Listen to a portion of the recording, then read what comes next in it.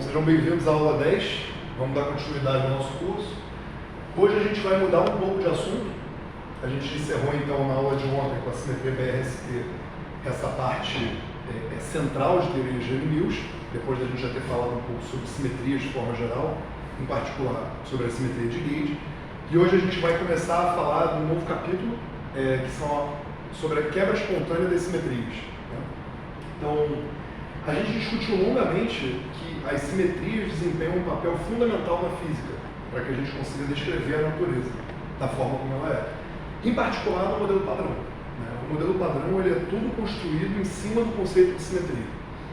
Então, as manifestações, as diferentes formas nas quais as simetrias podem se manifestar são um assunto muito relevante na física de forma geral, em particular no modelo padrão.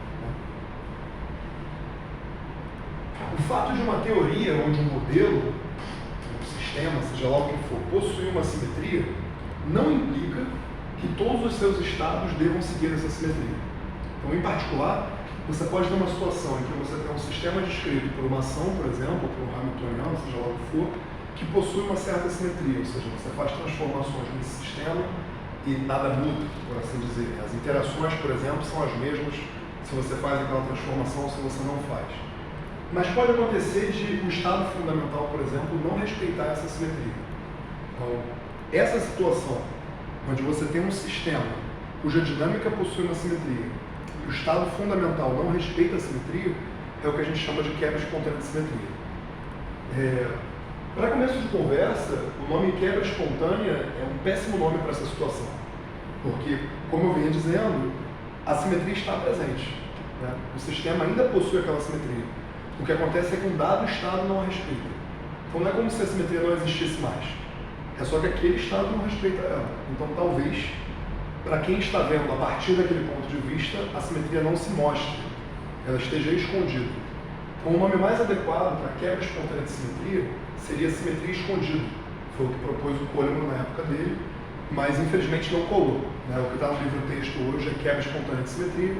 Então a gente vai sempre usar o termo quebra espontânea de simetria daqui para frente. De vez em quando eu vou comentar escondido e vou dizer por que se diz simetria escondida e por que isso é mais adequado. A gente vai ver isso explicitamente hoje. Então, no modelo padrão em particular, então, bom, simetrias são importantes para a física, de forma geral. Né?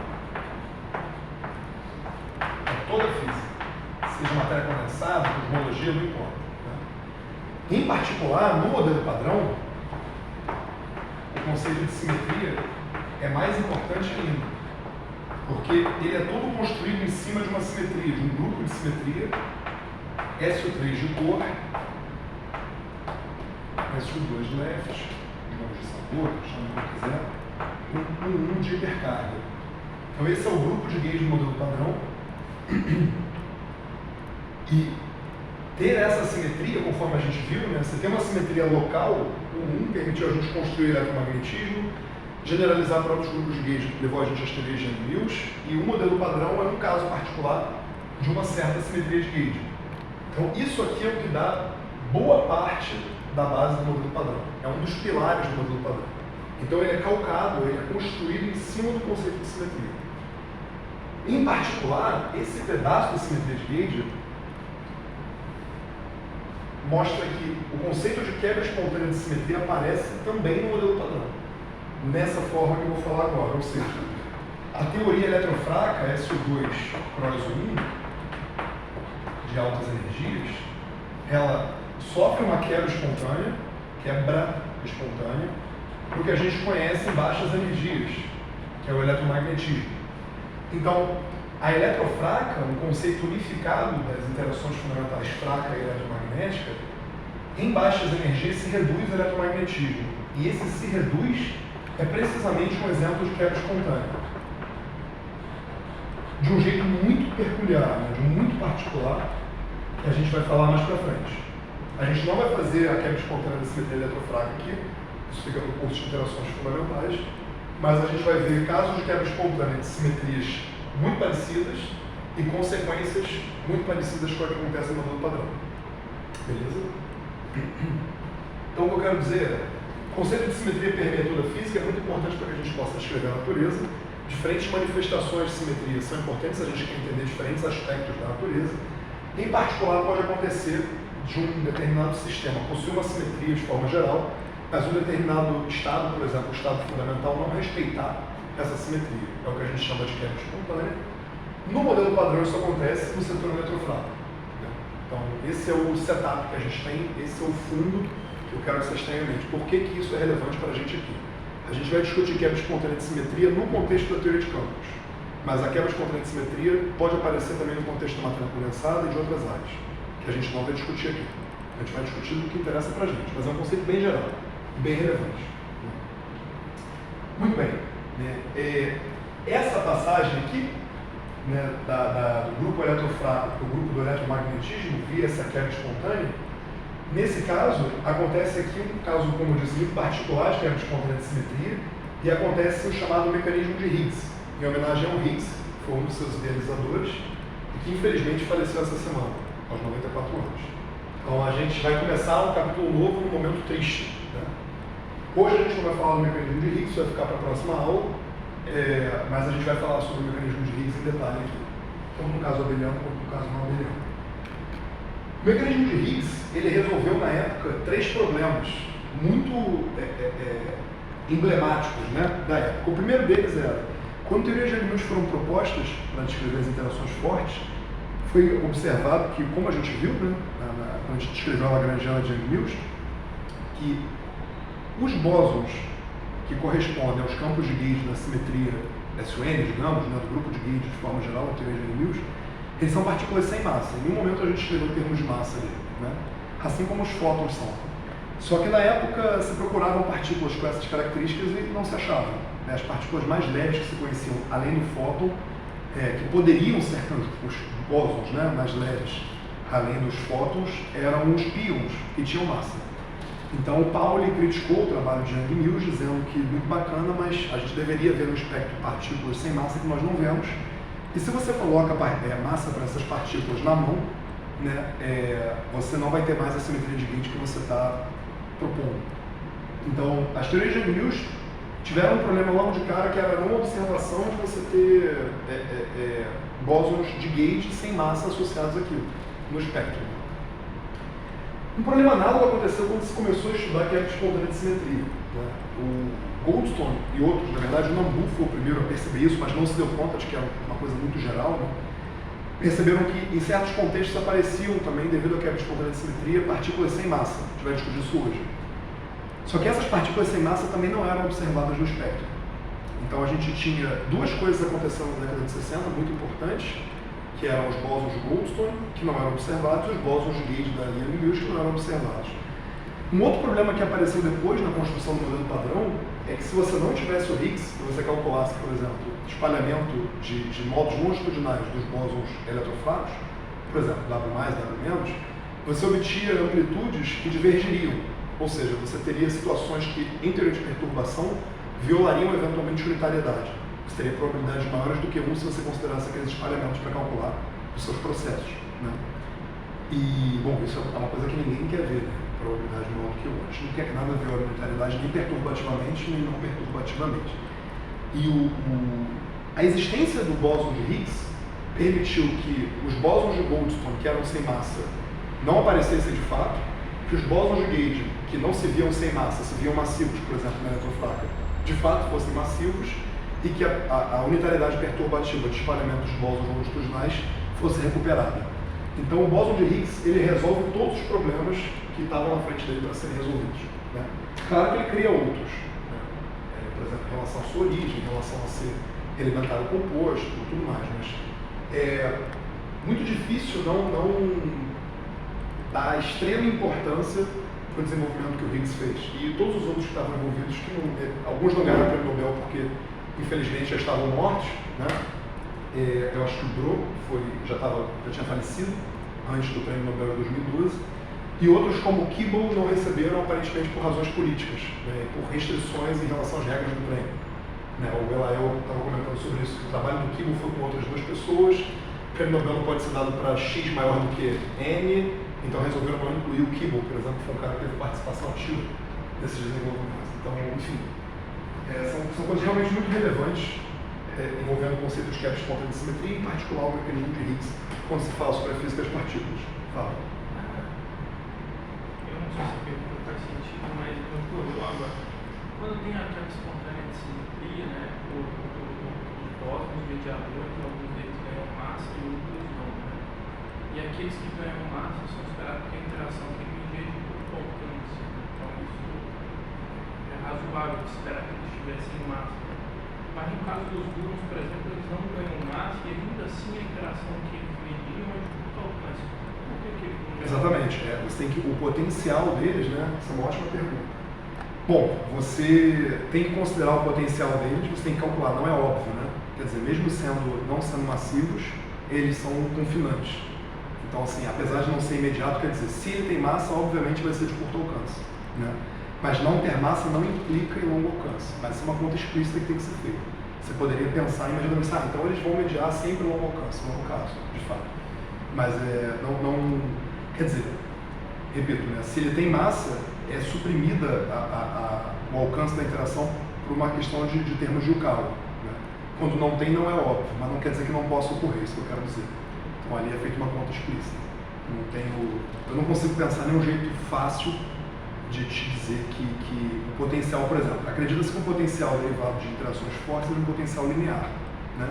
Só que a forma como esse potencial linear aparece não é óbvia e hoje acredita que seja por formação de tubos de fluxo. Só que isso, quer dizer, os tubos de fluxo seriam formados através dos campos dos gluons, né? Dos campos cromoelétricos ou cromomagnéticos de gluons. E formar esse tipo de estrutura e conduzir um potencial linear, mesmo ele sendo sem massa, é algo não trivial e eu não consigo ver nenhuma forma óbvia de explicar isso. Não é claro nem para mim, exatamente como acontece. E a formação do potencial linear confinante, acho que não é óbvio para ninguém. É uma coisa que a gente acredita, porque a gente tem modelos análogos para poder falar isso, né? O Toft e o Mandelstam fizeram trabalhos fazendo o que eles chamam de supercondutividade dual. Então, quando você tem um supercondutor, acontece uma coisa análoga com campos magnéticos, eles formam um fluxo de tubo magnético. Então, a ideia do Toft foi que, no caso da QCD, aconteceu uma coisa análoga com os cromoelétricos do gluon. E isso foi verificado na rede com sucesso, a formação de tubos de fluxo. Só que, teoricamente falando, fora de toy model, eu acho que isso ainda é um problema aberto. Se é um problema resolvido, eu desconheço. Então, é não trivial, uma questão não trivial. Então, assim, tudo isso leva a gente a entender que o conceito de quebra espontânea de simetria, que parece dito assim tão simples, né? Quer dizer, você tem uma lagrangiana que tem uma certa simetria e o estado fundamental não respeita. Caramba, como é que isso pode ter consequências tão grandes, né? E pode, de fato. A gente vai começar a ver hoje, então, um conceito que vai poder desenvolver e ver os detalhes, né? Como aparecem, eventualmente, essas partículas de Goldstone, como poderia acontecer elas não aparecerem, a gente vai ver esse detalhe, não tanto detalhe que a gente não tem tanto tempo assim, então é um curso só sobre isso, né? Mas vai dar para poder ver os pontos principais, eu vou fazer em detalhe o suficiente para vocês entenderem bem o que está acontecendo. Quebra espontânea de simetria é um conceito muito simples de definir, as contas em si não são difíceis, mas muitas vezes há sutilezas, né? Sobre as interpretações ou sobre o que você tem que fazer aonde, ou como entender o que você está fazendo. Então, assim, é bom ficar com a orelha em pé, beleza? Então, vou comentar aqui, eu vou abrir a aula, depois dessa discussão, com uma parábola, devido ao Sidney Kahneman, que alguns de vocês já ouviram, o Felipe com certeza já ouviu, o Gustavo também, que é do homem que vive no ferromagneto. É muito boa essa parábola. E o Kahneman, a referência é um artigo da Science, que eu vou escrever aqui, Science 206, 1290. O ano foi 1979. Isso aqui era o Kahneman falando sobre o Prêmio Nobel de Física, que foi dado devido à teoria eletrofrágil.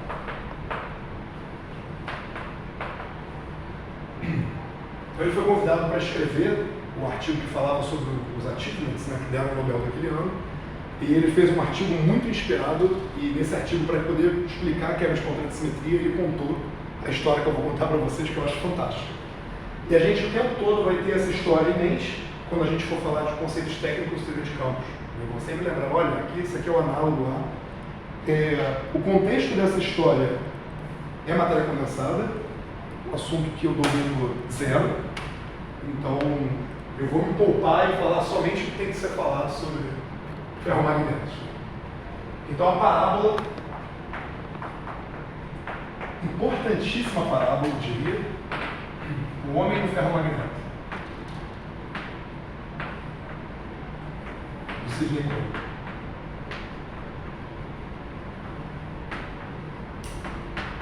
Muito do que a gente vai falar sobre o que é a questão da simetria é devido ao Coleman, né, no sentido de a forma como eu vou expor. Né?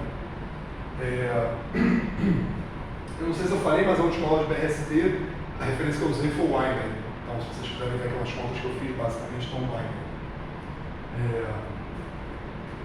Outras coisas eu vi no curso do Sorella ou na vida. Né? Então vamos lá. Qual é a parábola?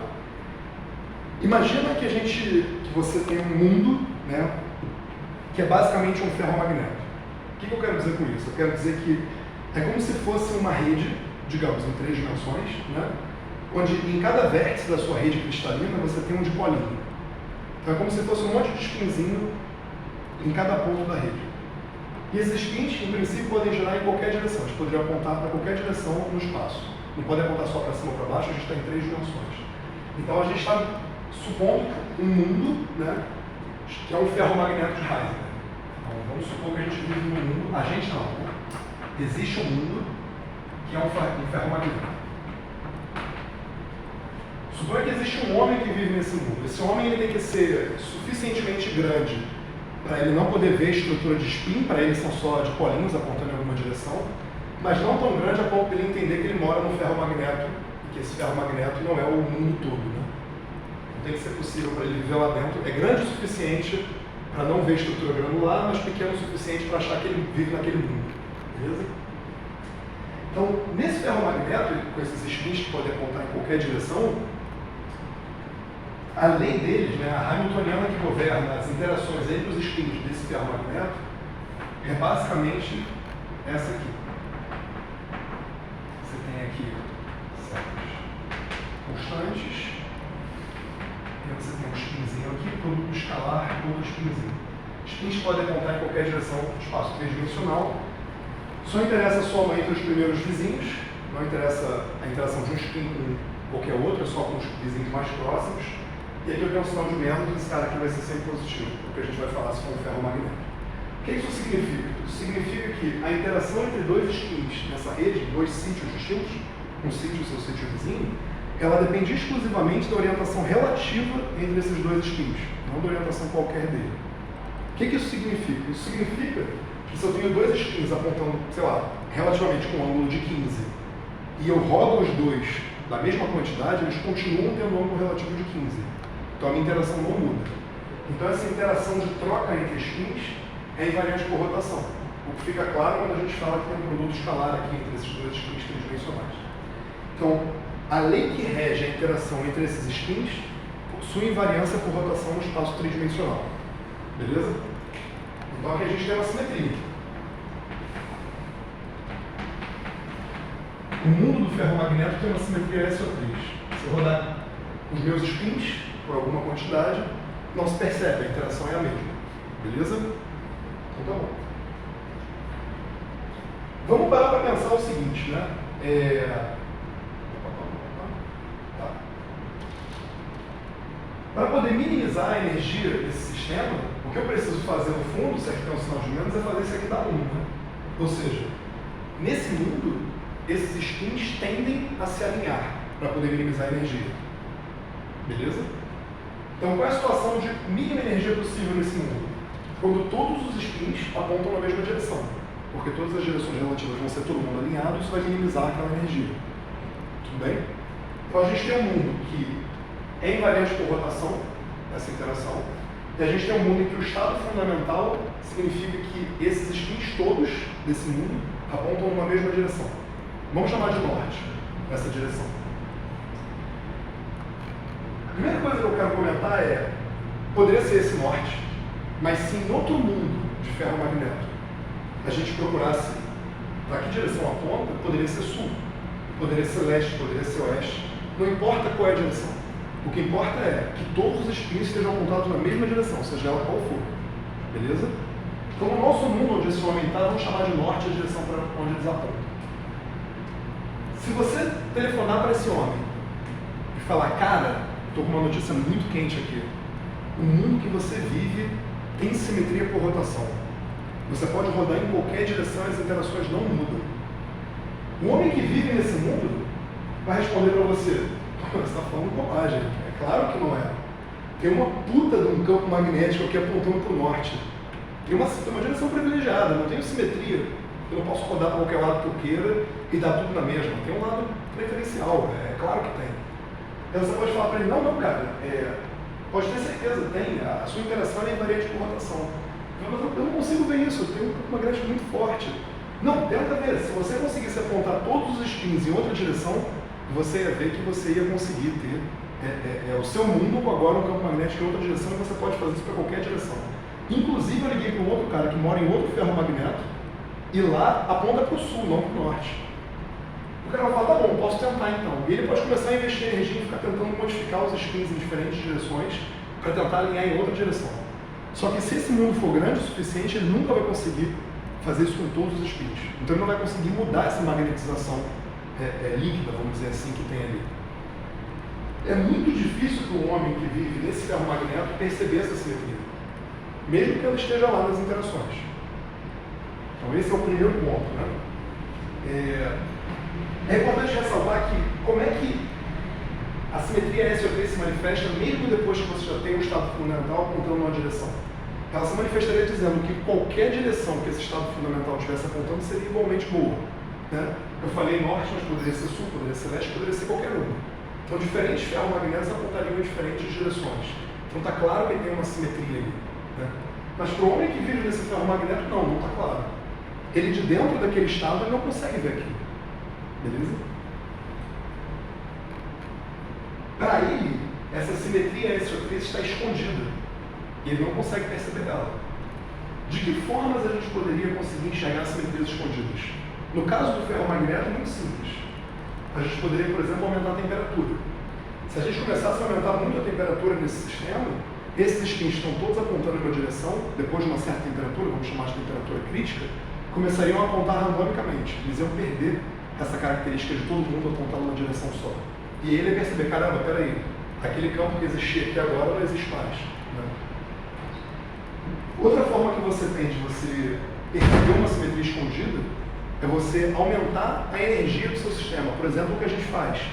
Começar a criar colisores de partículas e tentar desvendar novas simetrias na sua teoria, onde na sua energia você não via. E existe uma terceira forma de você procurar simetrias escondidas. Então a gente tem altas energias, altas temperaturas, ou alto QI, que foi o que o Salam, o Weinberg e o Glasgow usaram para poder detectar. Bom, isso aqui é uma parábola, porque o ferromagneto é o nosso mundo, e nós somos o homem do ferromagneto. Então exigiu um gênio de algumas pessoas para poder detectar simetrias que estão escondidas de nós, né, no modelo padrão. Então, bom, com essa história agora, a gente pode começar a parte técnica.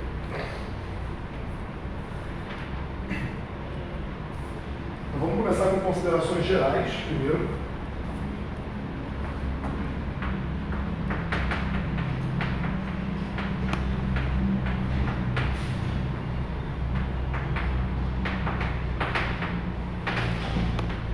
E sempre que a gente chegar a alguma coisa relevante, eu vou voltar no exemplo do ferromagneto para poder comentar o análogo.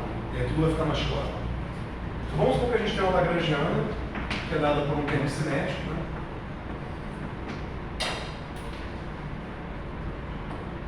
Menos um potencial.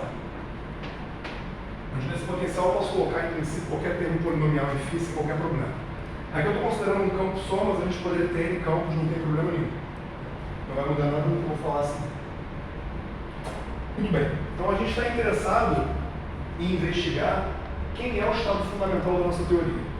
Então, para a gente poder descobrir quem é o estado fundamental, a gente tem que descobrir quem é o estado de menor energia.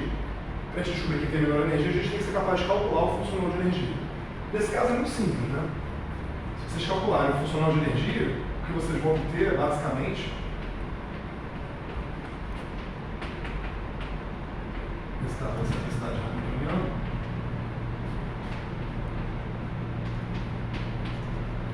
você vai ter uma contribuição que vem pelas variações temporais do seu campo, uma que vem devido às variações espaciais do seu campo, e a contribuição que vem do próprio potencial. Então esse é o funcional de energia, essa densidade hamiltoniana que você tem ali. Então eu quero descobrir quem é a configuração que minimiza esse funcional de energia. Tem uma coisa óbvia que a gente pode afirmar logo de cara, para qualquer caso desse tipo. Que tipo de configuração minimiza esse funcional de energia?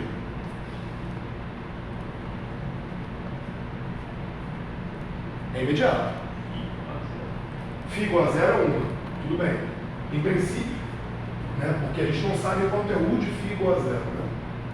Então, por exemplo, poderia acontecer desse φ igual a 0 não ser o mínimo. Mas foi um bom palpite. Mas o φ igual a 0 tem uma característica muito importante porque a gente está buscando. Vamos pensar um pouquinho melhor.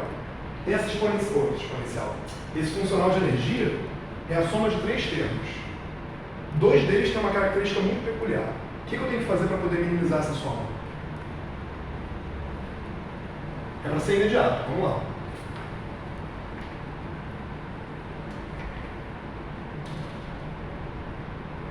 Perdão, Matheus, não ouviu?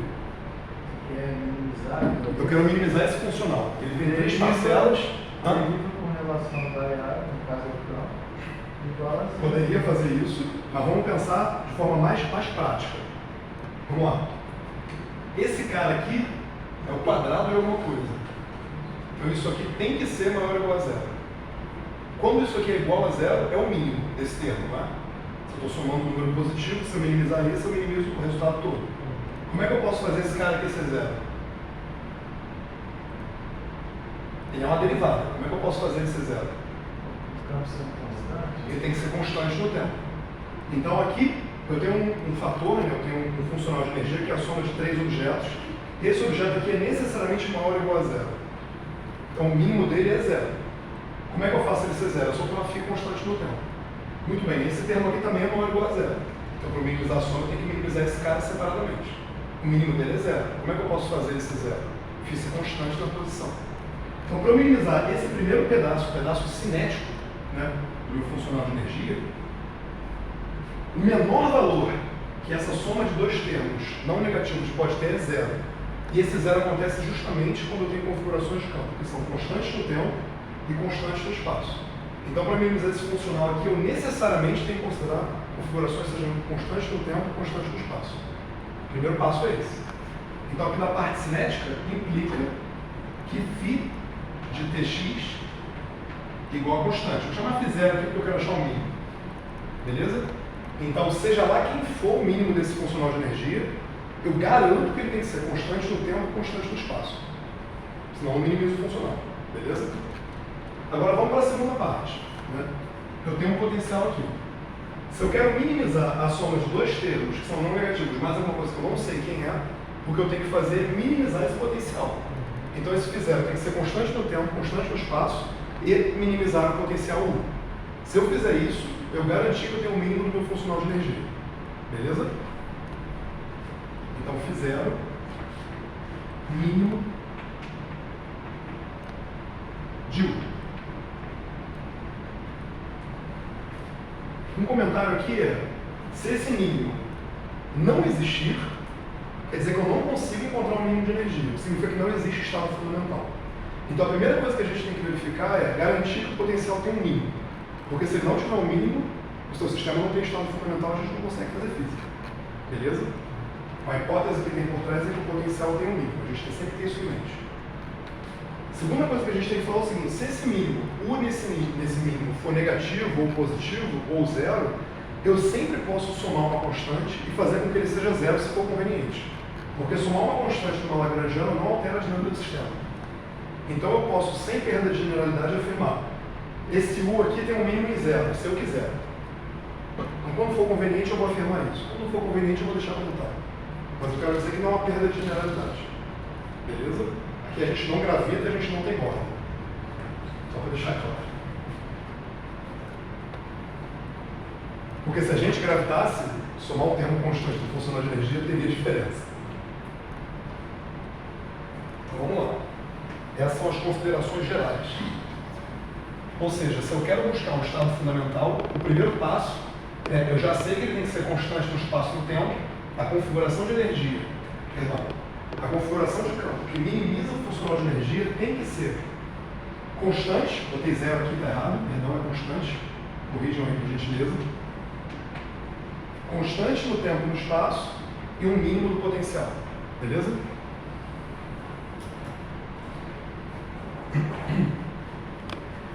Pode acontecer duas situações quando você está estudando isso. Pode acontecer de você encontrar só um mínimo para esse potencial, esse mínimo vai ser único, ou pode acontecer de você ter vários mínimos para esse potencial. A gente vai falar que o mínimo, ou o vácuo, é degenerado.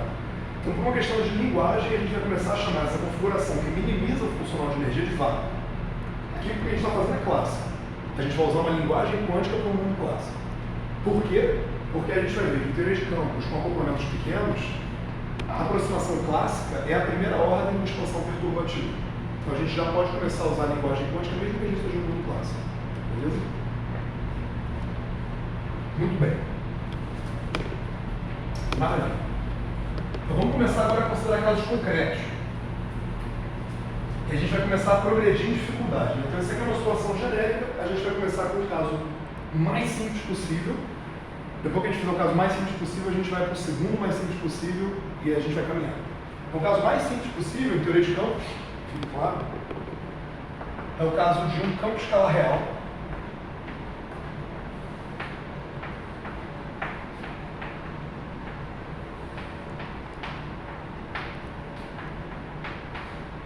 Com essa lagrangiana.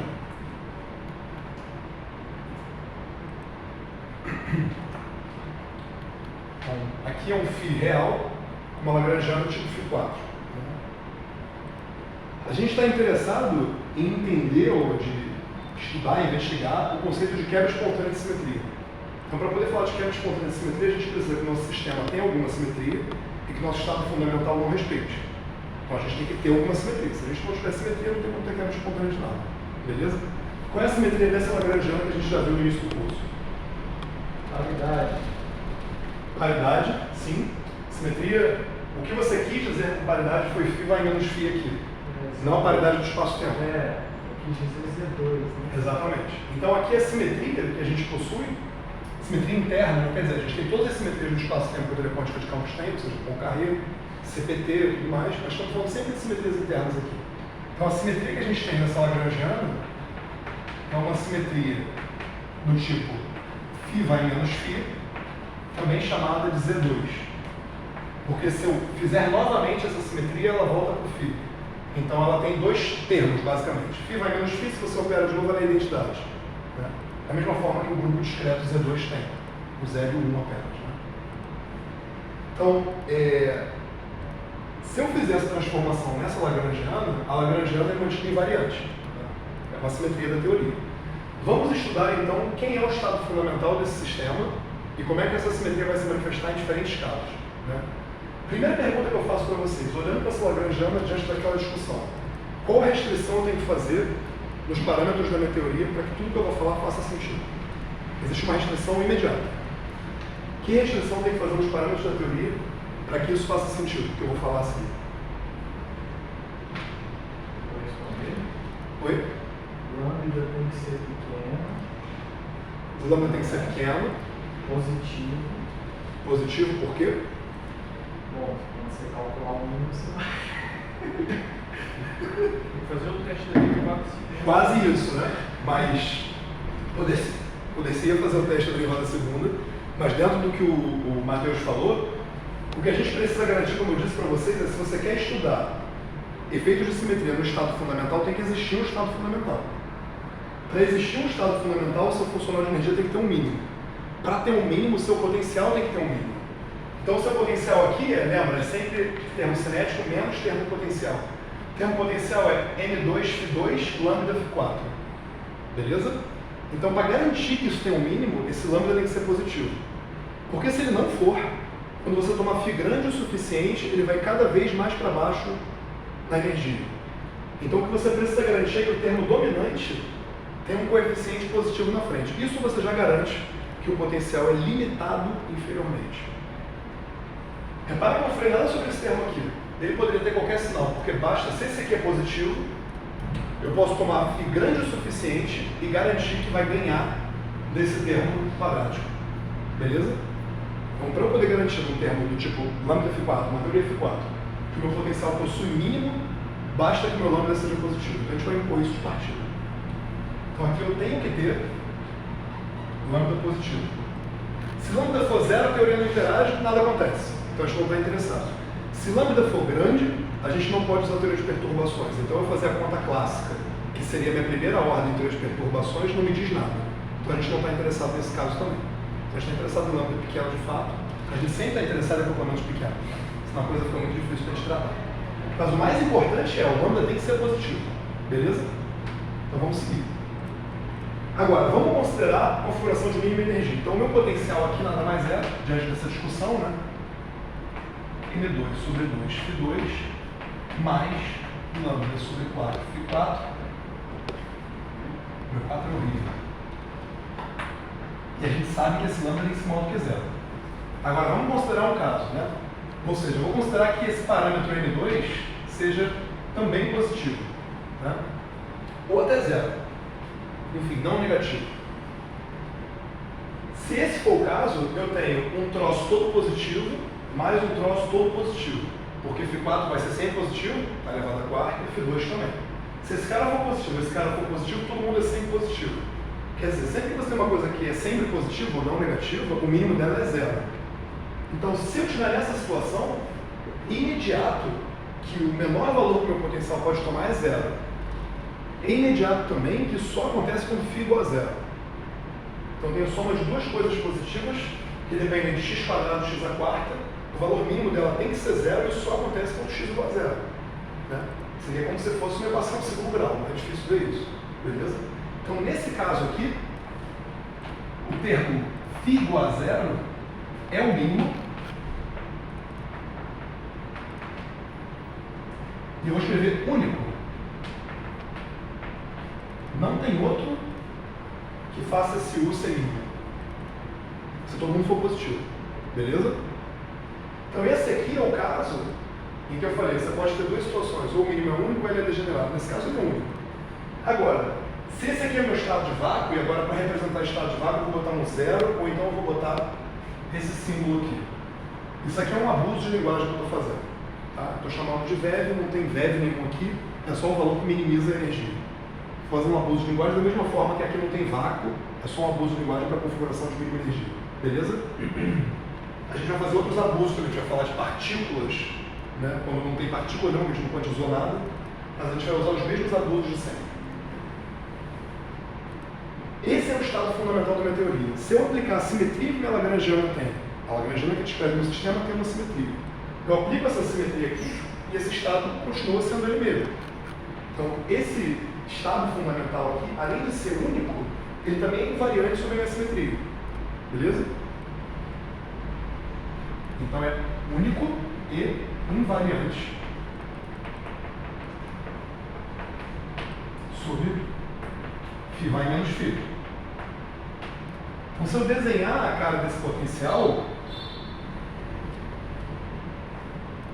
em função de φ, o que eu tenho é isso. Então, tem um estado de mínima energia, tem uma coisa com cara de parábola. Se vocês fizerem uma troca de variáveis, φ2 vai em y, sei lá. E esse é o estado de mínima energia que é único. E se eu faço uma transformação de φ vai menos φ, que aqui é uma reflexão no espaço dos campos, se eu estou na origem, eu faço uma reflexão, não vou a lugar nenhum. Trivial. Beleza? Essa é a situação usual. Se eu quero estudar agora excitações ao redor desse meu vácuo, o que eu preciso fazer é considerar pequenas oscilações a partir do meu valor de mínima energia. E eu vou conseguir entender quais são os meus estados excitados. Beleza? Então, se eu quero fazer pequenas perturbações, agora que eu vou fazer pequenas perturbações, eu vou usar um tio. Eu vou fazer pequenas perturbações ao redor de quem é meu valor de mínima energia. Perdão, deixa eu ver aqui. Então, eu vou expandir o meu campo como sendo o meu valor no vácuo, mais pequenas excitações ao redor desse estado fundamental. E esses caras vão corresponder aos meus estados excitados. Só que nesse caso, muito simples, o nosso campo, o valor esperado no vácuo dele é zero, na configuração de mínima energia. Então, o φ é igual ao próprio φ. Eu preciso agora escrever na minha Lagrangiana φ igual a φ, só vou botar τ em todo mundo, e eu posso olhar para a Lagrangiana e ver como é que as minhas excitações se comportam. Eu posso, em particular, olhar para o setor quadrático dela, calcular o propagador e poder ver que essa partícula, se fosse quantizada, corresponderia a uma partícula de massa M. Já levou em conta os parâmetros que eu botei com os coeficientes ali na frente. Beleza? Então o propagador seria uma coisa do tipo I sobre P2 menos M2. O polo do propagador está em M, onde M é esse parâmetro aqui. Essa é a situação canônica que a gente está acostumado a lidar. Aqui não tem quebra nenhuma, aqui a gente tem uma simetria manifesta. Beleza? Esse não é o único caso possível. Porque, como eu disse, esse cara aqui tem que ser positivo, mas esse aqui não precisa. Em vez de menos, aqui eu poderia usar mais. Ou analogamente dizer que m quadrado é menor do que zero. Reparem que eu não estou dizendo que a massa é imaginária, estou dizendo só que eu vou trocar um sinal aqui. Então quando eu escrever m quadrado é menor do que zero, eu vou até chamar de outra letra para não causar confusão. Beleza? Então vamos ver um outro caso possível. Então esse é um caso possível.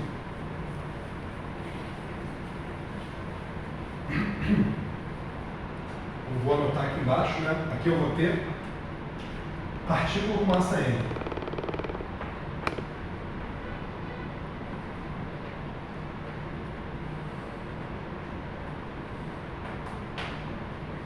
Se vocês fizerem essa expansão, olharem pela Lagrangiana, ignorarem isso aqui, verem suas flutuações, ver como é que fica a sua relação de expressão e tudo mais. Beleza. Agora vamos ver um outro caso que a gente poderia ter. Ou seja, poderíamos ter m quadrado menor do que zero. Então, o que eu quero dizer com isso? Né? Isto é, essa é uma tipo de coisa que gera muita confusão. Eu quero considerar a Lagrangiana, que é dada por meio de dmφ mais 1 meio de μ quadrado φ2 menos 1 sobre 4 lambda φ4 com lambda maior do que zero. Nossa condição. Para garantir que vai ter um estado fundamental. Então, como eu disse para vocês, mudar esse sinal aqui não muda a estabilidade da minha teoria. Porque, tendo lambda maior do que zero, como φ4 vai dominar φ ao quadrado, eu posso sempre tomar φ grande o suficiente para garantir que vai ganhar do φ ao quadrado. Então, vocês podem ver que, se vocês desenharem, né, esse potencial agora, considerando esse cara aqui positivo com esse sinal na frente, o potencial que vocês vão obter, o desenho, vai ser mais ou menos assim.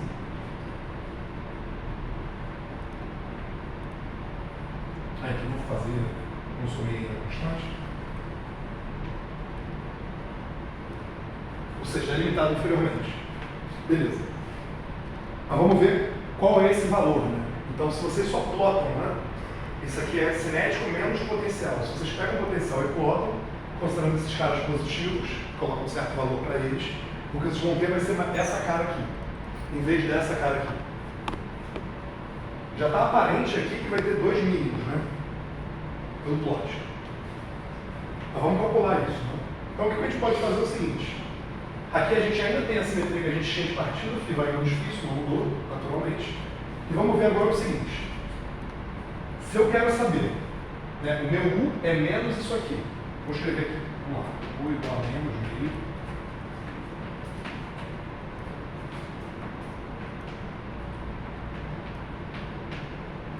Agora, a primeira providência que eu tenho que tomar é PU de φ igual a zero, para achar um extremo.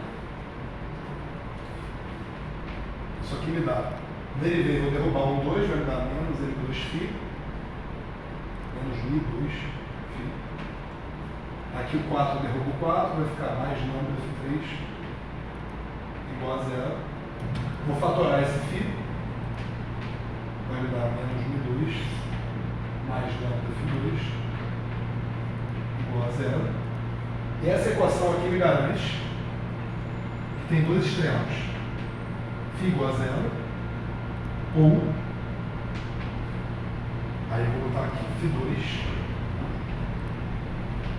igual a μ2 sobre lambda. Ou seja, se eu pego esse potencial agora, com esse sinal trocado, que corresponderia a ter m quadrado menor do que zero, entre aspas, o que a gente observa é que agora esse potencial vai ter três extremos, os dois mínimos e um máximo local.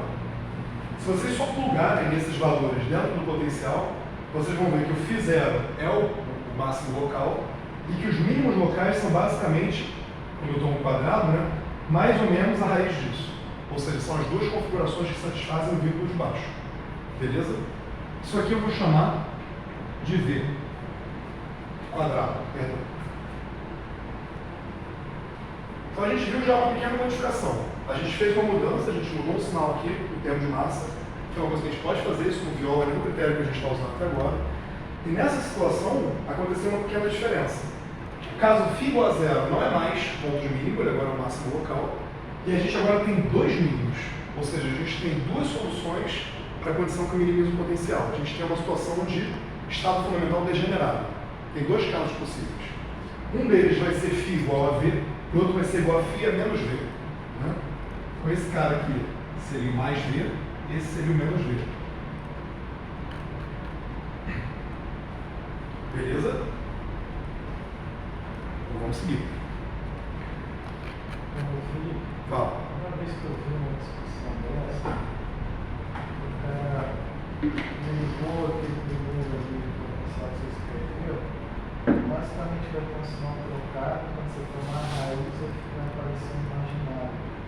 Aí eu falo assim, olha, aqui o mínimo só pode ser φ igual a zero, porque não existe verbo, tomar um verbo de um bicho imaginário. Isso seria uma forma de você justificar, né? Foi uma justificativa. Se você quer ser econômico, você quer fazer essa mesma conta, você tem que fazer ela duas vezes, você poderia fazer ela aqui e depois usar para lá ou vice-versa. E aí que no fundo o que você quer dizer é que esse potencial só tem um mínimo real, que o campo φ tem que ser real.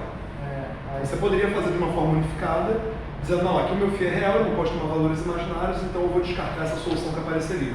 É um caminho também. Eu não gosto porque isso começa a ficar metendo coisa imaginária na história sem necessidade. Esse potencial aqui claramente tem somente um mínimo. Se você fizer a análise de derivadas, você vai ver que é isso. Não, sim, mas é porque quando eu fui a primeira vez que eu vi isso, né, comentou e tal, ele falou assim, mas e aí, cara? Então, se eu mudar um sinal aqui e tal, eu tenho um deve real, e o que é isso? Aí volta para o lado imaginário, mostrando... Pode. Seria um outro caminho. Eu acho assim mais limpo, né? Assim todo mundo é real, positivo, a gente não fala de imaginário, fica tudo certo. Vamos seguir. Então, essa seria a situação de mínimo. Essas são as configurações, ou seja, quando φ, né, igual a mais ou menos V, onde V quadrado é isso aqui, a gente tem uma situação de mínima energia e a gente pode... E a gente pode investigar essas duas situações separadamente. Primeira coisa que eu quero comentar é o seguinte. Vamos seguir antes de comentar. Agora vamos fazer o mesmo exercício de antes. A gente vai tentar entender como é que é o espectro da nossa teoria. A gente vai expandir ao redor do valor esperado no vácuo. Ou seja, eu vou dizer que o meu campo pode ser escrito como o valor esperado no vácuo mais uma flutuação. Agora aqui, como eu disse, os mínimos tem que ser mais V ou menos V. É degenerado. Qualquer um dos dois vai me dar mínima energia. Eu tenho que escolher um deles para poder perturbar ao redor de um estado fundamental. Beleza? Eu vou escolher mais V por conveniência. Vocês poderiam escolher menos V se vocês quisessem, tanto faz. Então eu vou dizer que o valor esperado no vácuo, a minha configuração de mínima energia é a V. Eu estou perturbando ao redor desse vácuo aqui. Muito bem, então isso aqui é V, né? Agora, eu vou reescrever minha lagrangiana, substituindo φ por V mais φ². Beleza? Vamos lá. A parte cinética tem derivadas, né? Então vai matar esse V. Não vai mudar nada, só vou botar φ². O resto vamos lá.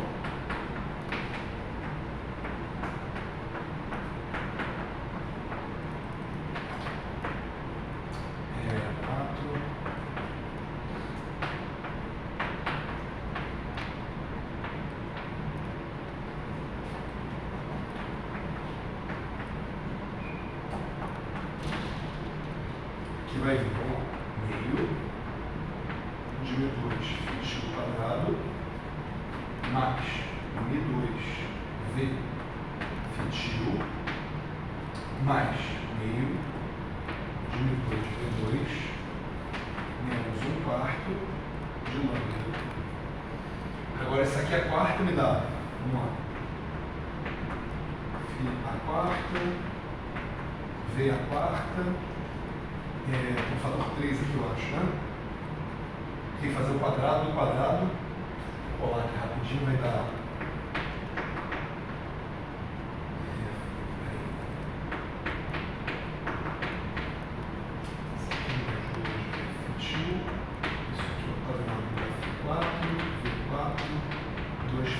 V2, mais 2, Φ2, V2, mais 4, V2, Φ2, mais 4, V Φ, V2, mais Φ2.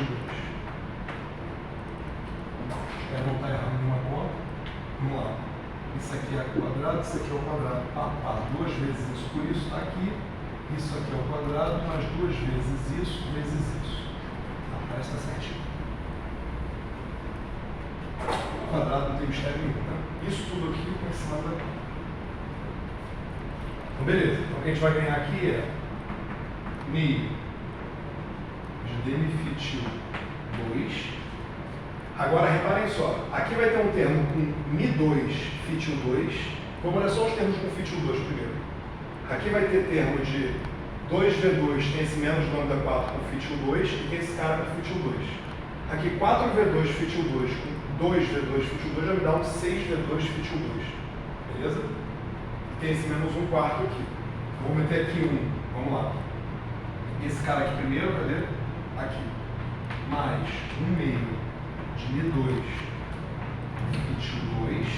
E tem esses caras aqui, menos 1 quarto de lambda, aqui tem o fator 6, V2, Φ2. Beleza? Esses dois caras aqui vão se acumular, a gente vai lidar com eles. Mas está aparecendo aqui, esse cara aqui é uma constante, caguei. Vão ter termos de ordem 3, eu não estou interessado em me preocupar com isso agora. E vai ter um termo linear aqui. Vamos ver quem é que casa com esse termo linear aqui.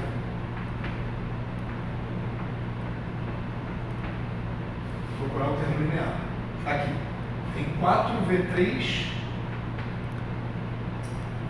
Aqui é 4V2, V3. 4V3 Φ2. Mas tem um menos 1, menos lambda sobre 4 ali. Em resumo, existem vários termos. Mas eu quero olhar em particular até a ordem 2. Então tem esse termo linear em Φ e tem esse termo quadrático em Φ.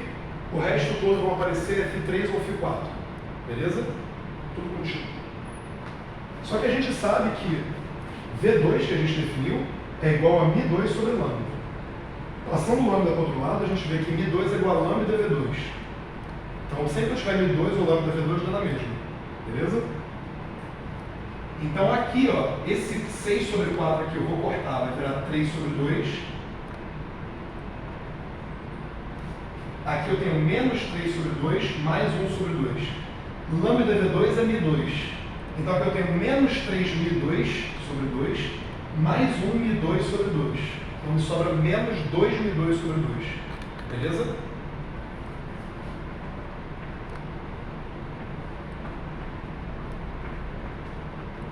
Esse é meu termo quadrático então.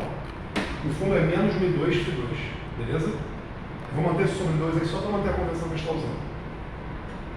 No termo linear, aqui tem lambda V3. O 4 cancela com 4. Maravilha. Lambda V3 nada mais é do que lambda V2 vezes V. Só que lambda V2 é μ2. Então aquilo ali é μ2 vezes V. Mas aqui é μ2 vezes V também. Então os termos lineares se cancelam. Beleza? Então vai aparecer então aqui meio de dmφ quadrado menos esse termo quadrático, não tem nada linear, vai aparecer coisa que envolve Φ3 mais outra coisa que envolve Φ4. Eu não vou escrever aqui, mas vai aparecer aqui, ó, Φ2 da Φ3. Repara que não tem Φ3 em nenhum outro lugar, então não tem como ele cancelar. Beleza? Vou reescrever então a lagrangiana depois dessa operação feita do outro lado. A gente vai analisar ela. Mas o que importa é, os termos lineares em fitil se cancelaram, os termos quadráticos em fitil se acumularam e apareceram termos fitil 3 e fitil 4. Não vou usar aqui. Conta feita, vou escrever a resposta aqui.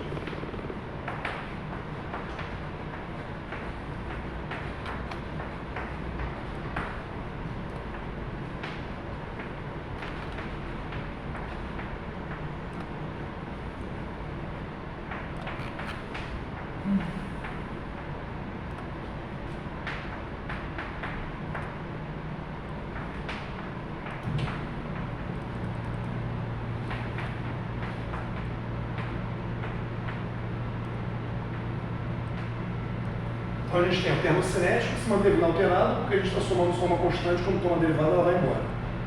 O termo quadrático apareceu com menos 2m2 sobre 2, mi2, perdão. Apareceu um termo cúbico, tem o termo quártico usual, e apareceu uma constante que vai ser o que eu falei, né? Você pode fazer um shift. Essa constante aqui é totalmente irrelevante. Beleza? Olhando para essa nova lagrangiana, que vai descrever como é que essas excitações ao redor do vácuo, como é que esses estados excitados se comportam, a gente observa duas coisas muito importantes. A primeira delas é que quando a gente olha o estado de partida, era um sinal de mais, esquisito. Né? Se você for calcular o propagador, você vai ver que dá um troço estranho. Aqui aparece um sinal de menos que a gente esperava obter.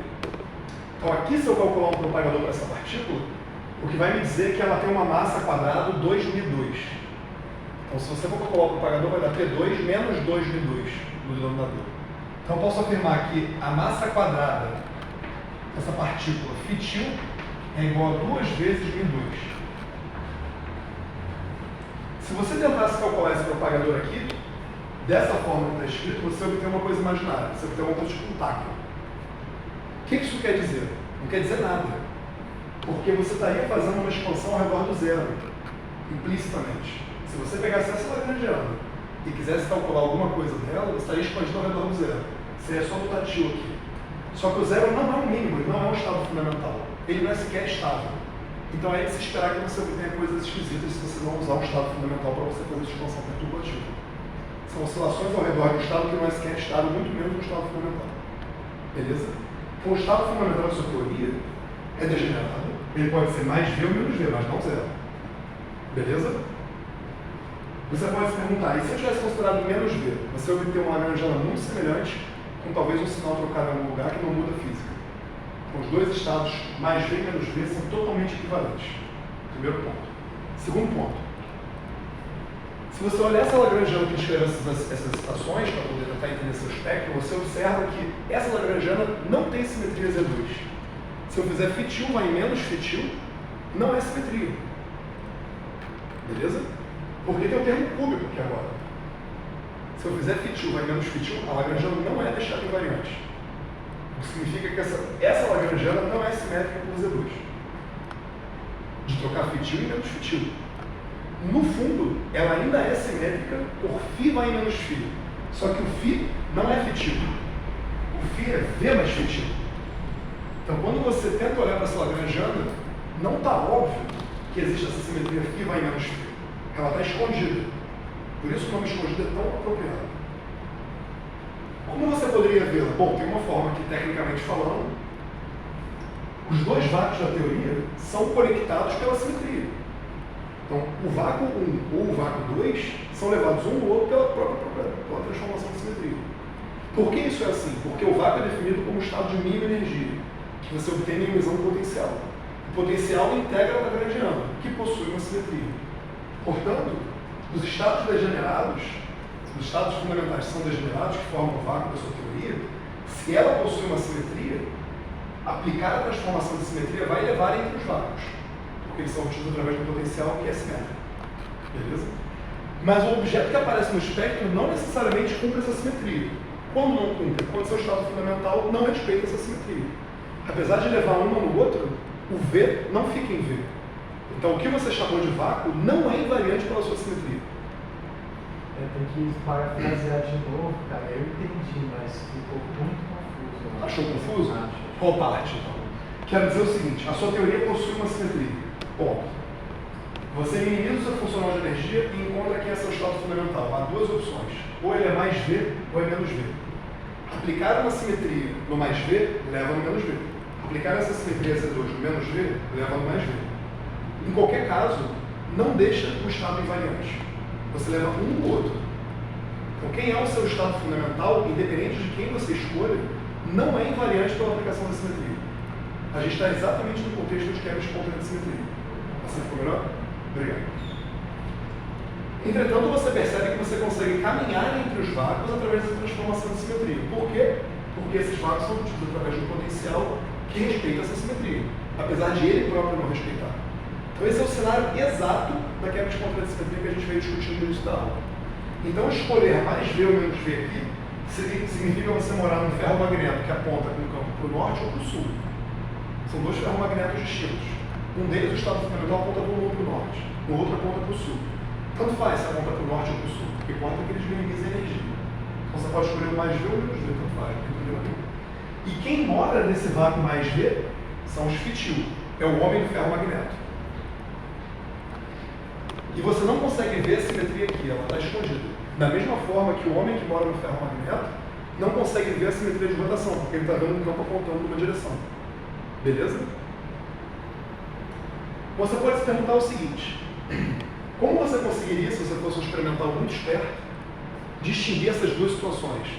De você ter um vácuo único e de você ter dois vácuos. Bom, teoricamente você poderia descrever isso dizendo: esse vácuo é invariante ou não. A partícula, nesse caso, tem massa m. No outro caso, ela tem massa raiz de 2m. Tomando a raiz aqui. Então o espectro é diferente. Essa massa aqui é raiz de 2 maior do que a outra. Mas o que um experimentalista poderia ver, se ele fosse realmente esperto, né, é que nessa teoria aqui, por ter uma simetria Z2, o único vértice que você tem é o φ4, nesse caso. O que significa que qualquer interação entre partículas que começasse com um número par de partículas, sempre ia terminar com um número par de partículas. Podem tentar desenhar todos os diagramas que vocês quiserem, considerando que só tem vértices com 4 campos, né? Você começa com uma partícula, vamos botar 2 partículas. Você consegue fazer diagramas que terminem com 2 partículas. Vocês nunca vão conseguir, se vocês só tiverem vértices quárticos, começar com 2 partículas e terminar com 3, ou com 5, ou com 7. Não tem como. Isso é uma expressão da simetria de φ vai menos φ. Você não pode mudar o número de partículas através de um processo, se você tiver essa simetria. Nesse caso aqui, você tem vértices φ3 e φ4. Aqui você pode começar com 2 partículas e terminar com 3, por exemplo. Não é difícil desenhar gráficos assim.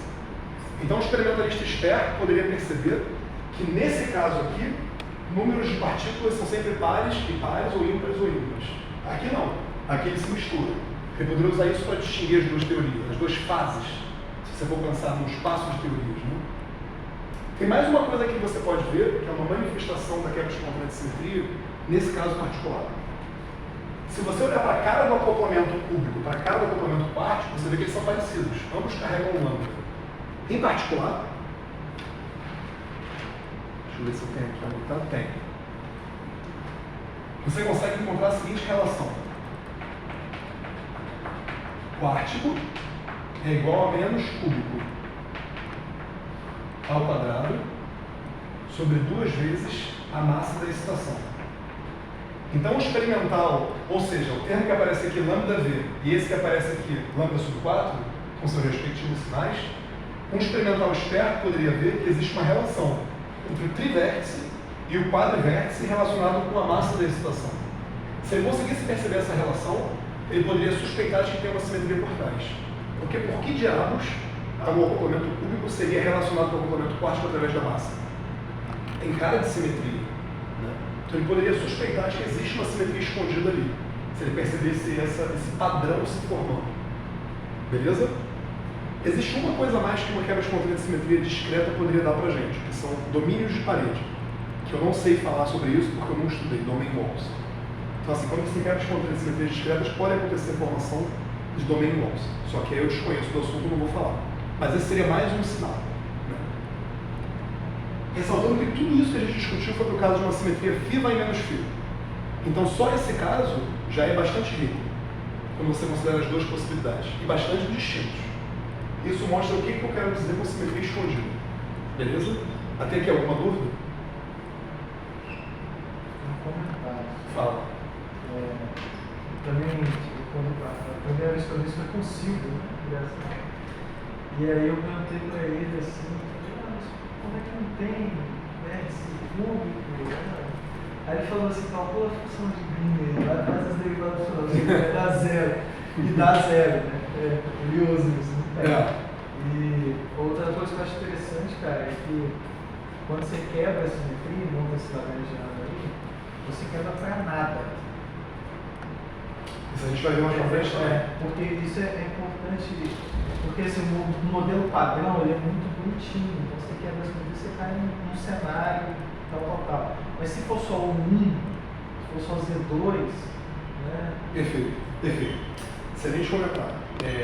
Voltando agora no caso do ferro-magneto, vamos pensar o seguinte: antes, se eu rodasse qualquer spin para qualquer direção, eu ainda teria a mesma interação, porque tudo que dependia era um ângulo relativo. Se eu rodasse dois spins ao mesmo tempo, quer dizer, né?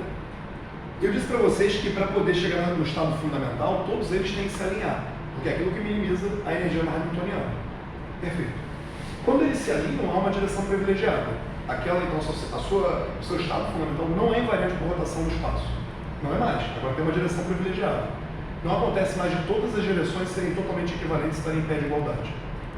Entretanto, acontece de ainda existir uma simetria. Qual é? Quando se escolhe, digamos, o norte, não tem mais simetria de rotação qualquer. Eu tenho uma direção privilegiada, mas eu ainda tenho uma simetria. Ou seja, a quebra não é total, de acordo com o Matheus está falando. Qual é a simetria que sobra? O que eu posso fazer? Que tipo de rotação eu posso fazer no meu sistema, se eu tenho um campo apontando para cima, que eu não vou mudar nada no meu sistema? Oi? Axial em que sentido? Rodar ao redor desse eixo, perfeito. Então aqui eu não tenho mais uma simetria SO3, que eu posso rodar em qualquer direção. Mas se eu rodar ao redor desse eixo, para onde aponta o meu campo magnético, eu ainda tenho simetria. Então esse eixo serve como eixo de simetria. Eu ainda tenho uma simetria de rotação no plano perpendicular a esse eixo. Então a quebra espontânea de simetria, o estado fundamental, não possui simetria SO3, mas não é que ele não possua nada, ele ainda possui uma SO2. Então existe alguma coisa que sobra dessa quebra espontânea de simetria, nesse sentido que o Curado está falando. Nem sempre a quebra é total, às vezes um subgrupo do seu grupo inicial pode sobrar, que é o que acontece no modelo padrão, por exemplo, o que acontece no ferro-magneto, né? E não é o que acontece aqui, porque o Z2 não tem o que sobrar. Ele quebrou o que ele tinha, tá ligado? Fala. Não, eu ia falar que é como se caísse um grau, não é? Não era de liberdade, Você pode, a gente vai ver exatamente em que sentido, como é que você vai fazer essa contagem de graus de liberdade. Mas assim, adiantando, né, quando a gente vai falando de simetrias contínuas, simetrias gerais, o que a gente tem são que as simetrias possuem geradores. O grupo de simetria possui geradores. E você pode quebrar um gerador, dois geradores, X geradores, e não quebrar todos. Os geradores que sobram vão formar eventualmente um subgrupo, né, se for possível. No caso do SO3 é isso, você quebra um gerador, você não tem rotações, você quebra dois, né? Você não tem rotações ao redor do eixo. Né? É só no estado fundamental que tem essa quebra de simetria, mas se for para os outros estados... Você poderia ter, veja bem, aqui o estado fundamental é o estado φ igual a V. O V não respeita a simetria φ vai menos φ. Se eu aplicar nele, ele vai sair dele, vai para outro. Então o estado fundamental não respeita. O primeiro estado excitado, que é a primeira excitação, então, assim, a excitação ao redor desse cara é o fitil. O fitil também não respeita. Então não é só o vácuo. As excitações ao redor dele também não vão respeitar essa simetria. Porque são construídas sobre um vácuo que não respeita, basicamente. Não sei se existe algum contra-exemplo para isso, mas tipicamente, se você estiver lidando com um vácuo que quebra, ou seja, você está lidando com quebra espontânea de simetria, as excitações ao redor desse vácuo não vão respeitar. Beleza? Se você considera o pacote todo, você ainda vai ter a simetria, porque o φ ainda é o mesmo φ de antes, se você somar os dois. Φ vai menos φ ainda é simetria. O que não é simetria é o fitil vai menos fitil. Beleza? Então, beleza. Bom, nessa teoria aqui, se eu quisesse calcular a minha corrente de Napier, por exemplo, seja dessa lagrangiana ou daquela lagrangiana, vocês lembram qual é a forma para calcular a corrente de Napier? Se eu quisesse usar para essa teoria? Alguém lembra como é que eu faria para calcular a corrente de Noether nessa teoria aí? Só para aproveitar o intervalo antes da gente ir com uma parte mais complicada. Oi? Mas a gente não tem, não. Ah, por quê? Que? Fala mais alto que eu... De contínuo, de calibre aí, pelo condicional real. Quase. Metade do que você falou está certo, outra metade está errada. Eu não ouvi o que ele falou. Ele falou que você não tem uma simetria de calibre no campo escalar real. A parte que você tem certa é, você não tem simetria contínua. Você poderia O que o teorema de Noether precisa é de simetria contínua, essa simetria é discreta. Então não existe corrente de Noether associada a simetrias discretas. Esse é o ponto. Se fosse um campo complexo, teria. E não tem campo de calibre. Mesmo sem um campo de calibre, teria. Agora, aproveitando o gancho, e se você tivesse um campo de calibre, o que aconteceria em relação à simetria anterior?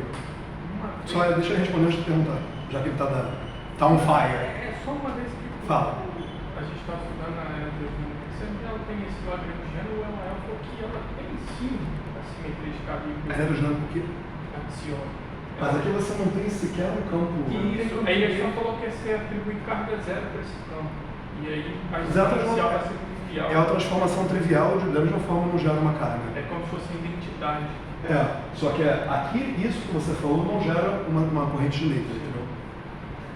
Porque você pode tentar atribuir, né? Você pode tentar idealizar uma simetria, que vai agir como uma identidade ali, e tentar buscar consequências que você possa ter com isso, não tem problema nenhum. Só que você não vai conseguir achar uma carga conservada em relação a isso, em princípio, né? Ou vai agir trivialmente nela, e definitivamente a simetria φ vai menos φ não tem uma corrente Noether associada a ela. Agora, dentro daquilo, quando você tiver a situação em que você tem a simetria de calibre, não a simetria global, dentro do que o Corrado está falando, se vocês tentarem calcular a corrente Noether associada à simetria de calibre, não a global, vocês vão se espantar. Vai acontecer uma coisa muito engraçada. Aliás, exercício, eu tinha que ter passado isso antes. Calcule a corrente conservada associada à simetria de calibre. E lembra vocês que o teorema de Noether fala sobre simetrias globais, não locais, contínuas, e em princípio aqui a gente está considerando simetrias internas, mas vale também para simetrias de espaço. Só para eu entender o exercício, você quer que eu coloque um campo escalar, um campo de gauge Isso. e olhe só para... Isso. A gente fez o exercício para o campo escalar complexo com simetria 1, o que a gente vai refazer aqui para o caso de quebra espontânea de simetria. Eu não sei Lá se... naquela época, vou falar mais, você vai entender. Eu não sei se tem tradução para esse termo, mas a simetria é gauged. É calibrada. Isso, exatamente. Eu não sei O traduzir. que a gente considerou foi o caso global que é dado pelo teorema de Noether. Eu estou falando para vocês, lá naquela época eu falei para vocês, fazer o caso de calibre aqui, e eu falei alguma coisa que ia acontecer. E a gente não fez essa conta. Eu sugiro que vocês façam e vejam com os próprios olhos. Então, em vez de considerar a transformação global, tenta considerar a corrente Noether associada à transformação local. Vocês vão ver uma coisa esquisita acontecendo. Beleza? Essa coisa esquisita foi vista de duas formas distintas pelo Coleman e pelo Weinberg em situações distintas, mas, enfim, vocês podem ver com os próprios olhos. Não precisa ser o Coleman nem o Weinberg para fazer essa conta, é bem simples. Bom, vamos lá. Então a gente viu o caso discreto. No caso discreto, como eu ressaltei, bom, você tem a quebra espontânea de simetria, ou seja, você não verifica mais, a partir do seu estado fundamental, a simetria de partida, ela fica escondida, ela ainda está lá, porque no fundo, a gente ainda tem a mesma Lagrangiana, então φ vai menos φ ainda é uma simetria. Φ2 vai menos φ2 não é. V vai menos V não é. Beleza? Mas a gente viu que um grande sinal que ela deixa pra gente, além disso, né, é você ter uma relação entre vértices. Ela não deixa nenhuma grande marca, a menos de eventuais domain walls, que eu não sei sobre isso que eu vou falar. Beleza? Vamos ver agora o caso contínuo, porque no caso do teorema de Noether, por isso que eu falei do teorema de Noether de novo, se você tiver simetrias discretas, você não tem correntes conservadas associadas. Quando você tem contínuas, quando você coloca uma estrutura mais robusta matematicamente falando, você ganha mais coisas interessantes fisicamente falando. Então você ganha uma corrente conservada que vai te dar uma carga conservada que atua como gerador daquela simetria. É muito mais rico. Vamos ver se no caso da quebra espontânea de simetria, ao promover a simetria para uma simetria contínua, a gente também enriquece o que a gente ganha com a quebra espontânea de simetria. É exatamente o que acontece. A gente vai ter uma teoria mais rica agora. Vamos lá.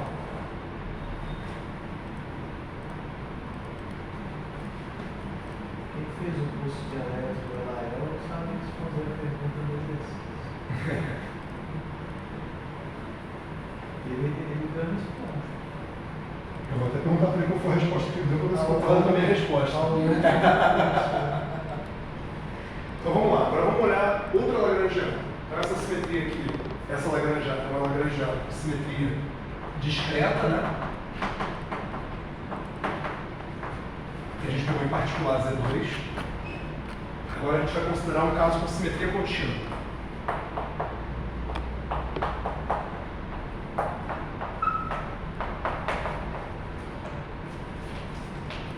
E aqui a gente vai considerar o caso 1. Porque é mais simples possível, então vamos começar pelo mais simples. Ou seja, a gente vai agora considerar campos escalares complexos em vez de campos reais. Como a gente já considerou isso em discussões anteriores, vamos escrever nossa Lagrangiana.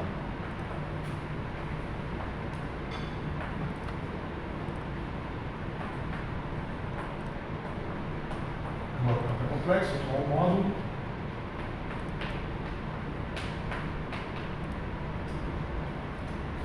E agora a nossa transformação, né, a nossa simetria. Bom, se eu tomar φ vai em menos φ, ainda é uma simetria, mas é um pouco mais geral do que φ vai em menos φ agora. Né? Agora a simetria é φ vai em φ' se transforma para uma fase. Perfeito. Nesse caso, uma fase global. A gente viu logo no início do curso como transformar essa simetria local em global. No local a gente não vai fazer isso aqui, a gente está considerando global. Beleza? Correspondentemente, nosso φ estrela, o φ estrela linha, transformar com uma fase oposta para compensar, né?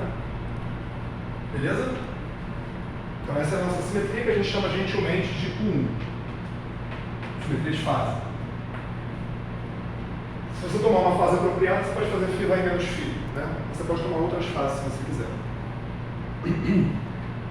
Bom, podemos repetir a mesma discussão de antes, que eu vou encurtar porque o tempo está curto, e falar o seguinte: esse potencial aqui, da mesma forma que antes, tem que ter uma restrição, ou seja, o lambda tem que ser positivo, senão o nosso potencial é ilimitado inferiormente. Da mesma forma que antes, eu poderia tomar um sinal de menos ou um sinal de mais aqui. E quem vai dominar é o campo com φ quarta. Então, se eu tomar esse cara em positivo ou negativo, eu sempre posso tomar, sendo o lambda positivo, φ grande o suficiente para compensar e garantir que o meu potencial vai ser limitado inferiormente. Beleza? Então, toda aquela discussão se aplica aqui. Não vou refazer. Se a gente tomar o caso da mesma forma que outra vez, né? A gente vai repetir essa ideia.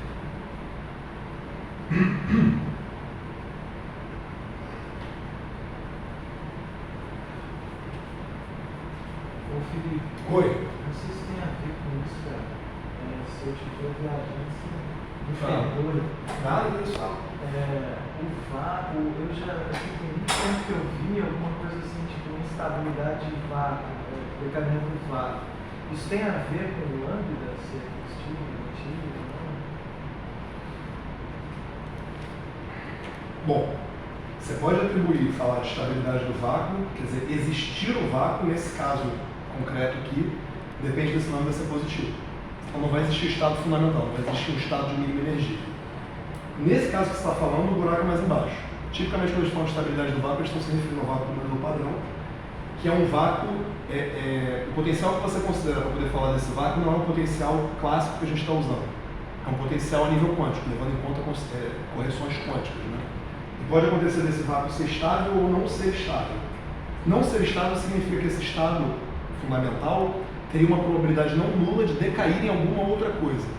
Então você estaria como se fosse um mínimo local que não é um mínimo global. Então quando você leva em conta um vácuo muito complicado, de uma teoria muito complicada, levando em conta correções quânticas, poderia acontecer desse cara que te parece ser um vácuo, que localmente é um vácuo, não ser um vácuo absoluto. Ele tem uma probabilidade não nula de decair num vácuo absoluto, por assim dizer. Então isso foi questionado durante muitos anos se o vácuo no modelo padrão é estável ou não. E se eu me lembro da época de 2012, o grupo do pessoal de Barcelona, acho que eles mostraram lá 2 loops no modelo padrão que o vácuo era meta-estável. Ou seja, numa situação de que em princípio poderia decair, mas com um tempo de decaimento maior do que a idade do universo. Acho que isso não estava 100% certo, porque tinha umas aproximações e tudo mais. Não me recordo, eu posso estar falando bobagem. Mas é uma discussão da época do Higgs, né? Porque quando você descobriu o Higgs, você encontrou a massa do Higgs exatamente, você pôde colocar como input nas contas que se faziam naquela época e se discutir a estabilidade do vácuo do modelo padrão. Isso é uma questão muito interessante. Os nomes associados com isso são do cara de Barcelona, o Pomarol. O Pomarol trabalhou com isso. O cara que trabalhou com o Pomarol era o Spinoza, eu acho que é o nome. Não tenho certeza. O Spinoza? Alguma coisa assim. Eu não lembro o nome dele. Mas o Pomarol tem certeza, Alex Pomarol. E um estudante deles que hoje é pesquisador do CTP, que é o Elias Miró. Se você botar o nome do Elias Miró e do Pomarol, você vai ver. O Quevedo mexeu com isso também no passado, mas essa galera de Barcelona foi a que fez as contas mais duras em relação a isso, se não me engano. Se você quiser dar uma olhada depois. Eu pensei em fazer isso no meu doutorado, no início do doutorado, mas o buraco é bem baixo, viu? Comentei isso com o Gustavo recentemente. É bem interessante isso. Realmente bem interessante. Mas bem difícil, porque já fizeram bastante coisa. Enfim. A gente então está falando de simetria contínua 1. Beleza? Aqui o nosso vácuo não tem como decair nada, porque ele já é o estado global de tempo e energia. Então não tem para onde decair. Esse é o ponto. Né? Muito bem. Então a gente tem essa situação aqui de Lagrangiana para o campo complexo, com esse potencial em princípio. Vamos considerar o caso M2 maior ou igual a zero, depois a gente fala sobre o caso mais interessante, M2 menor do que zero, o que significa basicamente mudar esse sinal de menos para um sinal de mais, enfatizando isso aqui. Então nesse caso aqui, como a gente vai ver facilmente, a gente tem uma situação análoga a outra, né? Então o nosso potencial é alguma coisa, sei lá. E esse cara aqui é o cara φ igual a zero. Ou seja, se esse cara aqui é positivo e esse cara é positivo, o que vai minimizar esse potencial é a configuração módulo de φ igual a zero. É fácil ver. Então nesse caso aqui o mínimo, da mesma forma que antes, né? A gente tem um mínimo em φ igual a zero. Esse cara é único, só tem um ponto de mínimo, né? E se eu tentar aplicar uma rotação do grupo 1 nele, φ vai em fase vezes ele era zero, se aplica uma fase, ele continua sendo zero. Então esse mínimo é único e invariante. Beleza? Estou acelerando só por causa do tempo, tá? A parte interessante vem daqui a pouquinho.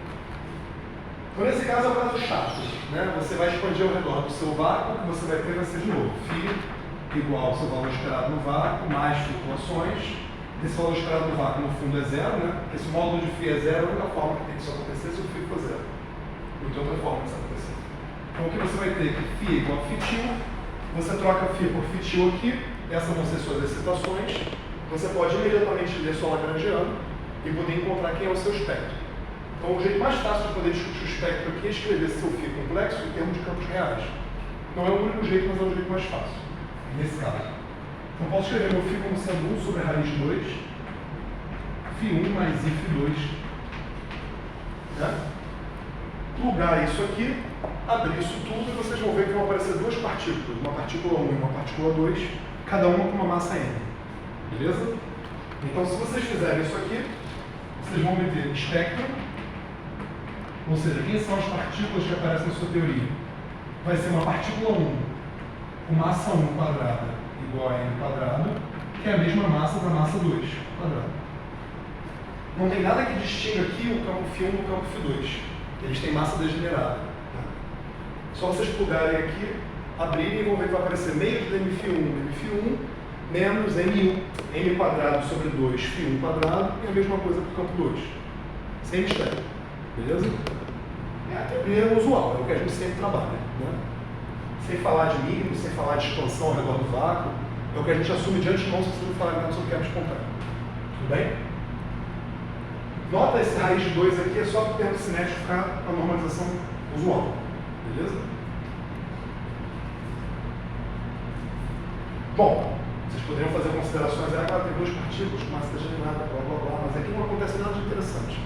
O vácuo é invariante, não tem quebra espontânea de simetria, a aula não é sobre isso. Então vamos para o caso que eu me espero. Né? Vamos pensar no caso em que I quadrado é menor do que zero, ao invés de ser maior do que zero. Ou seja, eu vou trocar o sinal na Lagrangiana.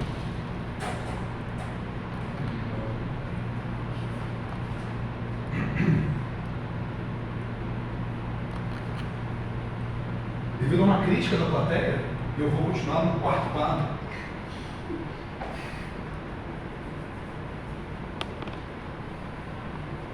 Rolou isso? Rolou aqui, né? Porque você já estava quebrando muita simetria. Não, pois é, a simetria de quadro. Pelo menos a simetria de quadro você tem que manter, né?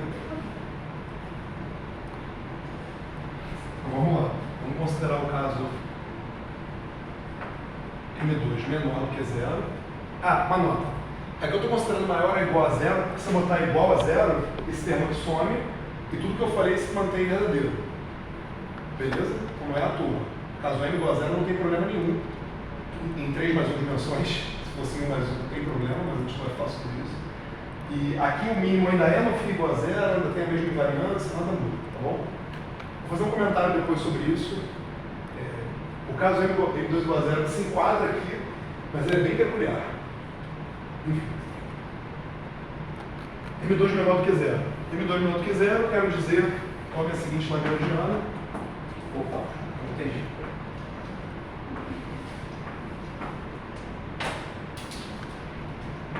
Aqui mais, em vez de menos.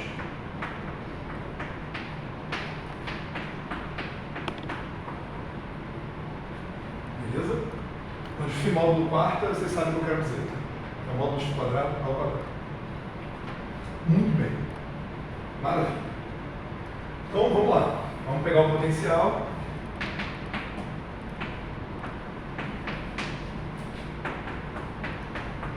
Toda a paciência de Jó.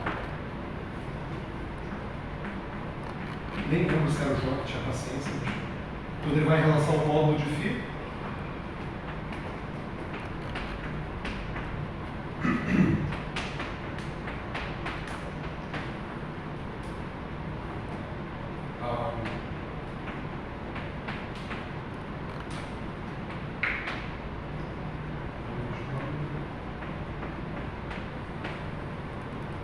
Eu quero que isso aqui seja zero, né? É só falar que isso aqui é igual a zero. E aí eu tenho duas soluções, né? Ou φ é zero, ou módulo de φ2 é igual a μ2 sobre 2 lambda. Bom, vocês consideram o φ igual a zero, podem botar lugar ali. Podem pegar esse caso, lugar ali, vocês vão ver que quem dá o mínimo, na verdade, é o segundo caso, não o primeiro. Da mesma forma que antes, agora a gente vai ter, e agora vai ser muito difícil eu conseguir desenhar isso. Desenho. Peraí. Desenho. Não, aproveita o desenho que você já tem. Né? Não vai ajudar muito, não, meu. Jesus do céu! Bom, enfim, ficou uma porcaria. Pega o fundo e vira o fundo para dentro como se fosse uma garrafa de vinho. É o fundo de uma garrafa de vinho. Vocês imaginaram o fundo de uma garrafa de vinho? Chapéu mexicano, né? Chapéu mexicano, a pessoa gosta de falar. Você vê que o cara é tudo russo, o cara, em vez de falar chapéu mexicano, fala o fundo de uma garrafa de vinho. Isso tá uma bosta. Eu vou pagar. Vai ser melhor pra minha honra. Melhor pra minha honra. Podia ter trazido uma garrafa vazia pra mostrar pra todo Trazido, mundo. né? Fica de. E o pior é que aqui no papel não tá muito melhor. Mais uma pintada de didática. Trazer uma garrafa. Uma tesoura sem ponta, garrafa PET. Cortar e colar as coisas. Então o que a gente observa aqui é o seguinte, vamos discutir esse caso aqui. Bom, aí de novo, estou contando para vocês para não perder tempo, né? Se vocês pegarem o caso φ igual a zero e botarem lá, vocês vão encontrar uma energia, um funcional de energia. Se vocês botarem esse caso, vocês vão encontrar uma energia menor do que a energia do caso anterior. Então esse aqui é um máximo local, da mesma forma que antes. Esses aqui são os estados de mínimo. Repara que a condição, então, reformulando, as configurações que minimizam o funcional de energia são configurações tais que o módulo quadrado delas é igual a μ quadrado sobre 2 lambda. Qualquer configuração φ cujo quadrado seja μ quadrado sobre 2 lambda vai dar o mínimo do seu funcional de energia. Então o vácuo da sua teoria é qualquer configuração φ que satisfaça essa condição aqui. Beleza? Ora, antes a gente tinha mais V e menos V. Agora a gente tem uma condição do tipo módulo de φ quadrado igual a V quadrado sobre 2, onde φ agora é um número complexo. Beleza? Vamos escrever isso em coordenadas cartesianas, como a gente fez aqui. Então a gente tem a condição, né?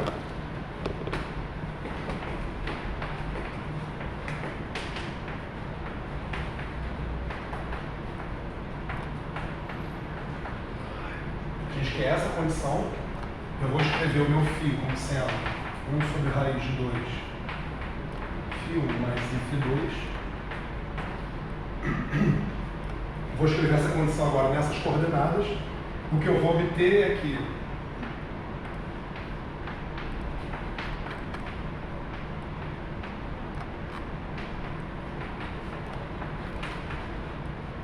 a soma dos quadrados, né, do φ1 com φ2 vão ter que dar V2. O que isso define para mim no espaço? A soma dos quadrados de duas coordenadas me dá uma constante. Esse é o lugar geométrico do quê? Do círculo, né? Eu ainda tô impedido como foi mal, velho. Desculpa, mas Vai ficar gravado na sua alma para sempre. achei muito engraçado. Então, isso aqui é um lugar geométrico num espaço em que eu considero φ1 e φ2 como sendo os meus eixos x e y, por exemplo. A soma dos quadrados deles é igual a V2, que isso é um círculo, né? Ou uma esfera em 2 dimensões, se vocês quiserem. O que significa que, se eu desenho um eixo φ1, φ2, φ1, φ2,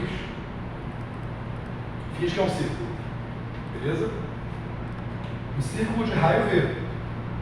Qualquer ponto, isso deveria ser, se aquele meu desenho fosse razoável, né?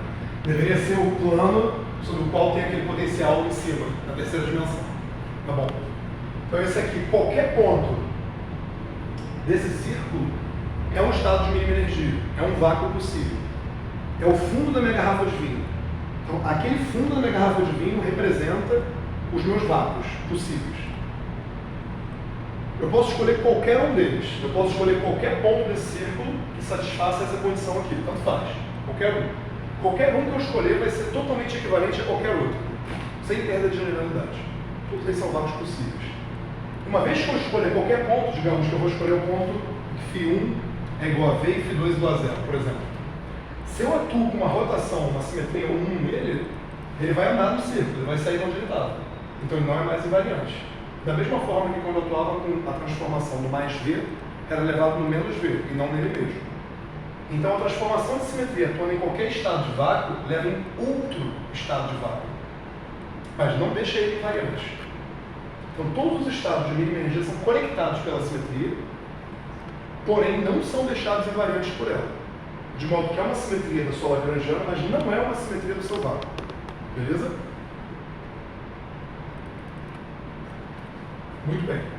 Então a gente vai fazer a mesma conta que a gente fez antes. A gente vai escolher um, naquela vez a gente escolheu mais V.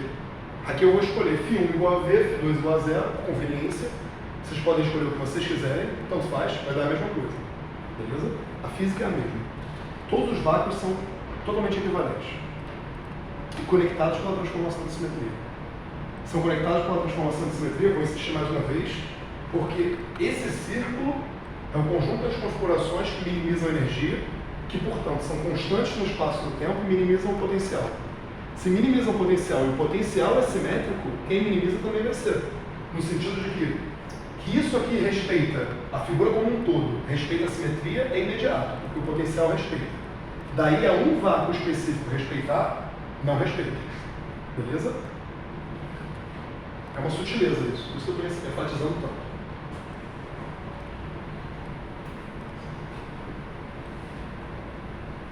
Então vamos escolher um vácuo e vamos quebrar o pau.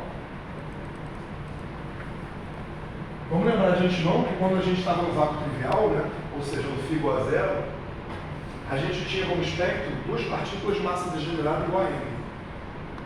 Para a gente poder comparar com o nosso novo caso.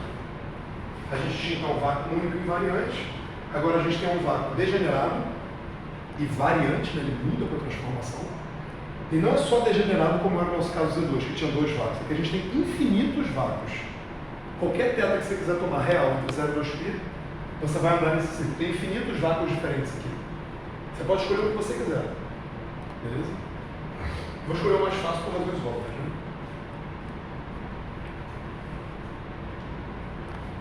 Deixa eu filmar fora. Beleza. Então, sempre contínuo. Pá. Tchau.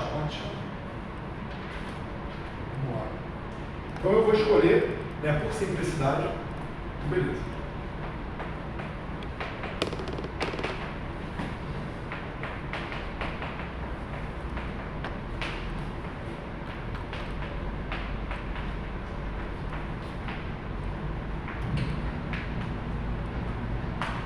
Eu vou escolher o meu vácuo como configuração de mínima energia, no caso V sobre a raiz de 2. Se eu tomar um módulo real, né? Se eu tomar um módulo quadrado disso, V quadrado sobre 2, satisfaça a minha relação para ter um vácuo, então está valendo. Isso aqui dá na mesma que eu tomar φ1 igual a V, φ2 igual a 0. Beleza? Porque φ é igual a φ1 mais I φ2 sobre a raiz de 2. Então tomar esse velho aqui igual a V sobre a raiz de 2 é a mesma coisa que tomar o φ1 como V e o φ2 como 0. Ou seja, é a mesma coisa que tomar esse ponto aqui do círculo. É o que está passando na reta φ1. Beleza? Nenhuma dificuldade nisso. Agora, se eu quero expandir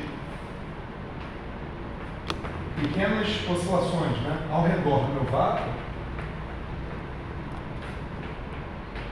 para tentar entender o meu espectro,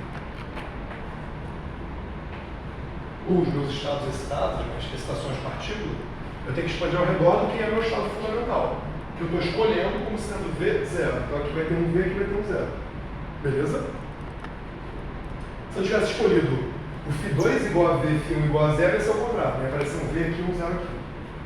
Não tem problema nenhum. Pode escolher o que você quiser. Se quisesse escolher um cara complicado aqui no meio, também pode. É só você ser masoquista o suficiente. Né? Vamos lá. Aliás, não é um bom exercício. Vou dizer por que vai dar um bom exercício.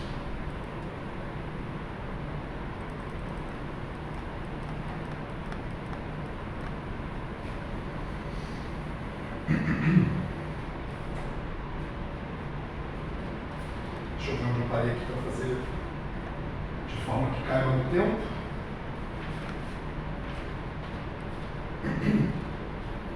Perfeito, assim é mais fácil. Então a gente vai considerar o seguinte: o nosso potencial é menos μ2 mais lambda φ4. Lembrem que o potencial que aparece no Lagrangiano é menos o potencial, né? Não tem mais Lagrangiano aqui. Ali, ótimo. Então, aqui o que aparece é menos o potencial, então o potencial é isso aqui. Agora eu vou fazer, a primeira coisa que eu vou fazer vai ser reescrever isso completando um quadrado. Só para ficar mais fácil, beleza? Então eu vou reescrever isso aqui da seguinte forma.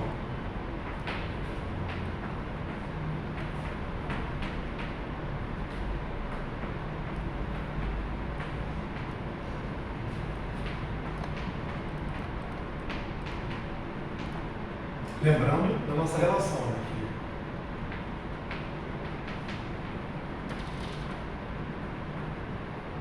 Eu já fatorei os dois, né? V quadrado é igual a μ quadrado sobre lambda. Eu posso reescrever esse potencial assim completando o quadrado. Esse termo aqui é um termo constante que eu poderia jogar fora se eu quisesse, não faz diferença nenhuma discussão. Bom, isso equivale a, como eu falei, botar o zero do potencial no zero ou deixar ele fora do zero. Dá na mesma. Muito bem, então agora o próximo passo é a gente escrever isso aqui usando φ1 e φ2 e depois abrir φ1 e φ2 em termos de V mais φ1x e 0 mais φ2x. Beleza? Então vou escrever esse φ em coordenadas cartesianas, φ1 e φ2, vou escrever φ1 e φ2 como V mais φ1x, 0 mais φ2x e abrir esse potencial. Beleza?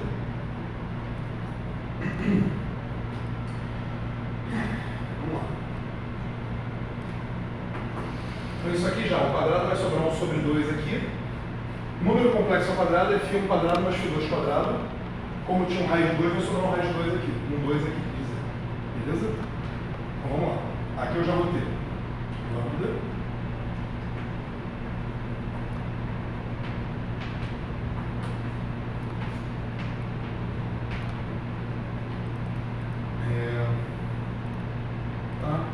mais 2b 1 sobre 2 mais 2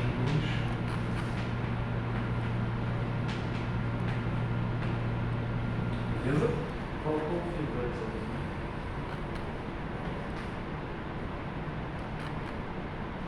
Parece que está faltando um. Deixa eu ver. Bom, não está parecendo que está faltando. Vamos pensar. Esse φ2 quadrado vai ser 1 sobre 2, por causa dessa normalização aqui.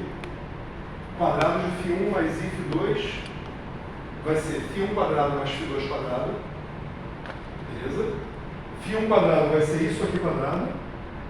φ2 quadrado vai ser isso aqui quadrado. Então, repara, não tem termo linear aqui. Isso aqui quadrado vai ser só φ2 quadrado. E está lá, sobre 2. Isso aqui vai me dar v quadrado sobre 2, φ1 quadrado sobre 2 Tá certo. e 2v φ1 sobre 2. Tá certo. Tudo certo, né? Isso é Rafael, gente. Não, O quadro a gente fica meio certo. Tem um número. Ontem ficou faltando um puta de um C lá do Bolsa. Se o João Paulo me avisa, eu vou ficar aqui pagando mico, tá ligado?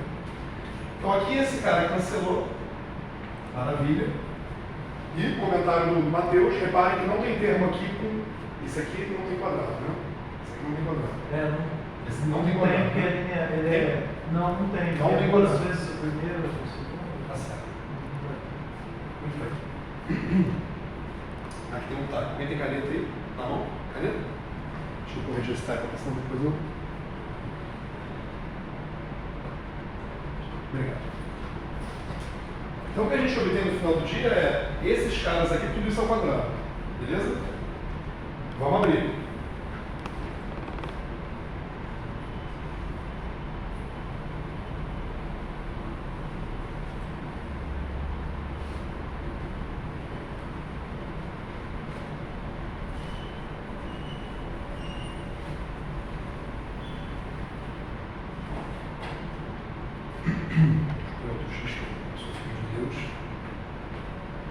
Então agora quando eu abrir isso aqui vai me dar o. Vamos copiar aqui mais fácil, né? Então vai dar lambda sobre 4 φ de 4 mais Jesus. Eu vou comprar giz de ferro mais φ2 na 4 mais lambda sobre 2. Mais um. Vou? Uma vez por semana. Quando vou? Mais lambda V2 sobre nada. Depois que eu escrever, a gente confere se eu escrevi bobagem aqui.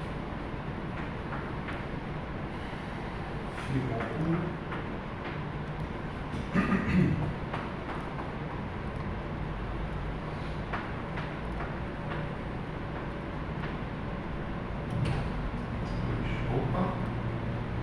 Tem alguém que tem que ter quadrado aqui, não sei se é esse. Vou botar aqui para ter que conferir, né? Tá claro para mim. Então aqui vai ter, vamos lá. Esse cara aqui é o quadrado mais esse. Então esse ao quadrado vai dar φ1 a quarta sobre 4, tá ali. φ2 a quarta sobre 4, tá ali. Duas vezes φ1 ao quadrado no φ2 quadrado. Sobre 4 vai dar um 2, tá ali também. Agora, esse malandro aqui é o quadrado. 4v2 φ1 quadrado 2, 4 sobra 2. Ah não, esse aqui some, né? Isso. Esse aqui some, então tá aqui também. Beleza. E agora duas vezes esse, ou seja, 2 lambda v φ1 vezes esse. Então vai dar um φ1 ao cubo, 2 cancela, 2 cancela, φ1, φ2 ao quadrado. Parece ser isso, né? Parece não ter mais nenhum erro. Estamos de acordo? Beleza. Então indo para a parte final já. Show de bola. Agora, vamos lá, a gente tem termos aqui. Esse termo aqui é cúbico nos campos, é cúbico nos campos, é quartico nos campos, quartico. Esse termo aqui é quadrático nos campos. Então vamos olhar só o termo quadrático.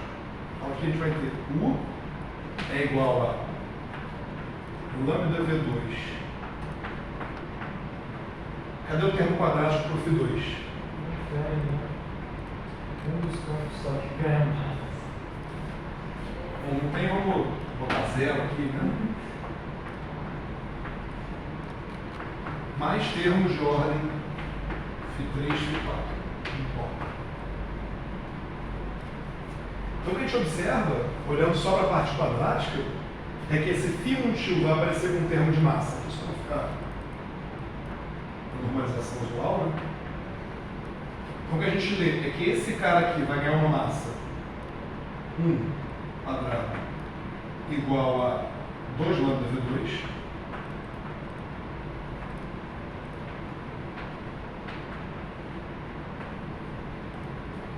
Isso aqui nada mais é do que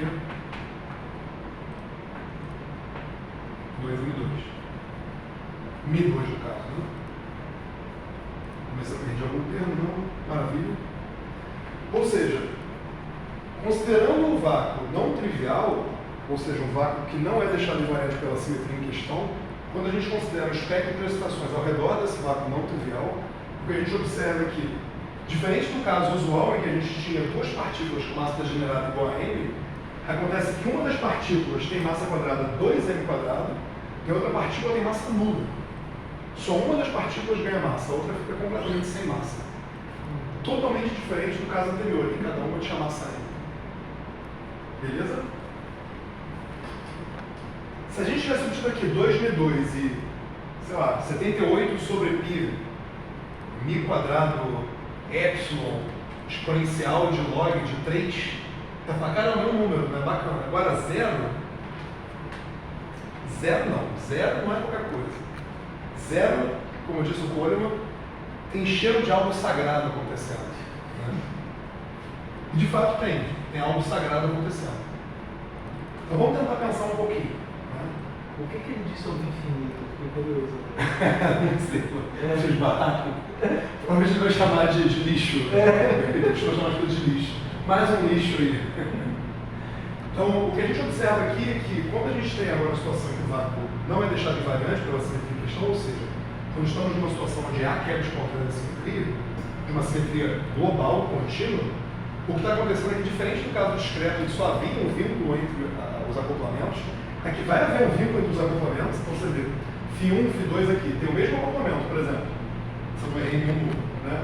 O outro cara aqui, o quadrado, leva a lambda também. Então esses acoplamentos estão todos relacionados, tá vendo? Todos eles têm alguma coisa comum. Poderia ser G1, G2, G3, G4, são acoplamentos totalmente distintos. Então eles deixam uma marca. Né? By the way, isso acontece com o modelo padrão também, é assim que a gente mede o acoplamento partículo Higgs, por exemplo. Porque ele é vinculado a outros acoplamentos que a gente conhece, ou outros parâmetros que a gente conhece. Né? Mas em particular, uma massa vai ser não nula e a outra vai ser nula. A gente vai ver na próxima aula, porque hoje não vai dar tempo, que eu vou fazer essa conta de outro jeito e a gente vai chegar na mesma conclusão. Se vocês fizerem essa conta, exercício, escolham outro vácuo que não seja nem o V0 nem o 0V. Escolham qualquer outro. Né? Então vocês vão chegar numa lagrangiana que vai ter termos mistos, Φ1, Φ2, por exemplo. Vocês diagonalizam essa lagrangiana e vocês vão chegar na mesma conclusão. Esse é o exercício. Não vou nem escrever, não entendeu, né?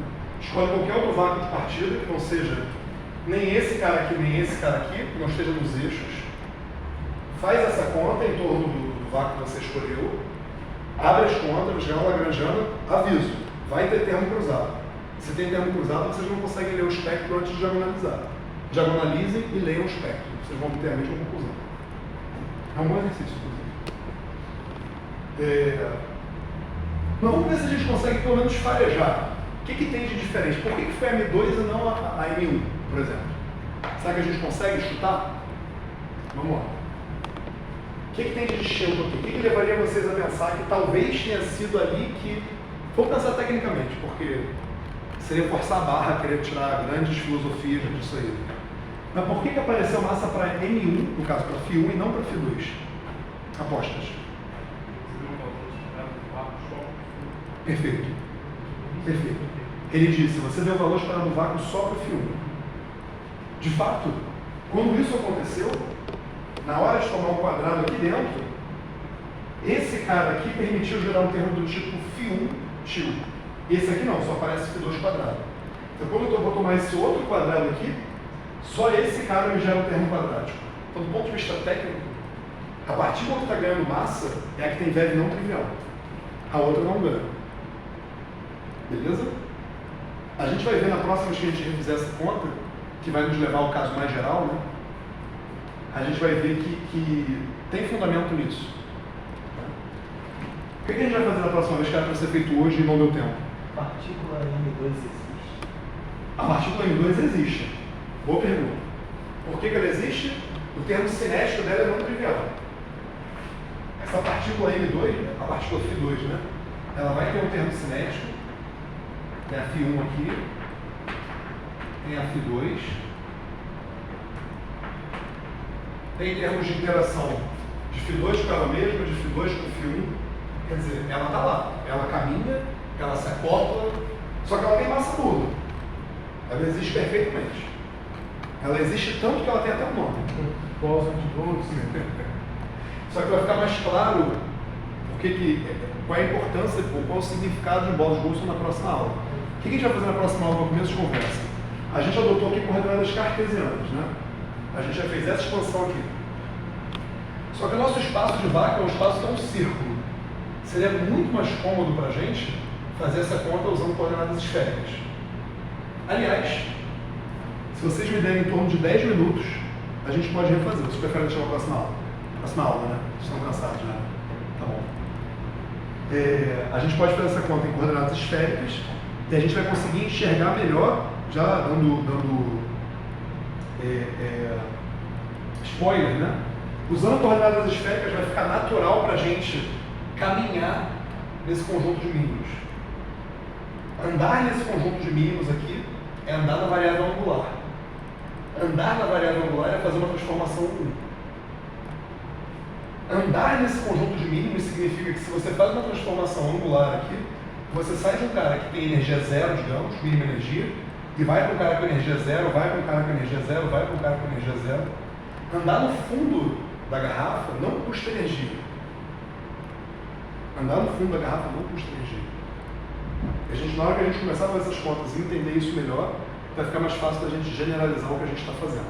Então eu vou usar coordenadas esféricas, vou fazer com um pouco mais de generalidade, quer dizer, não vou abrir o potencial explicitamente, vou escrever de uma forma esquemática, e vocês vão ver que não precisava ser esse potencial, as asserções que a gente vai fazer são mais genéricas. E depois eu vou dar o próximo passo, que é tentar fazer um caso mais geral ainda, largar esse modelo, fazer um caso mais genérico, para a gente poder ver que isso que está acontecendo, ou seja, aparecer uma partícula sem massa, não é uma peculiaridade da gente ter escolhido essas coordenadas, não é uma peculiaridade desse modelo, né? É um fato que vai ocorrer sempre que você tiver quebra espontânea de simetria global contínua. Beleza? Da mesma forma que sempre tem corrente de Noether quando tem a simetria global contínua. No caso do teorema de Boltzmann, são as simetrias internas. Né? No caso de Noether, também para o espaço-tempo. Beleza? Então, com isso a gente fecha a aula de hoje. Tem alguma dúvida? Não, eu fiz a pergunta. Perdão, qual foi a pergunta?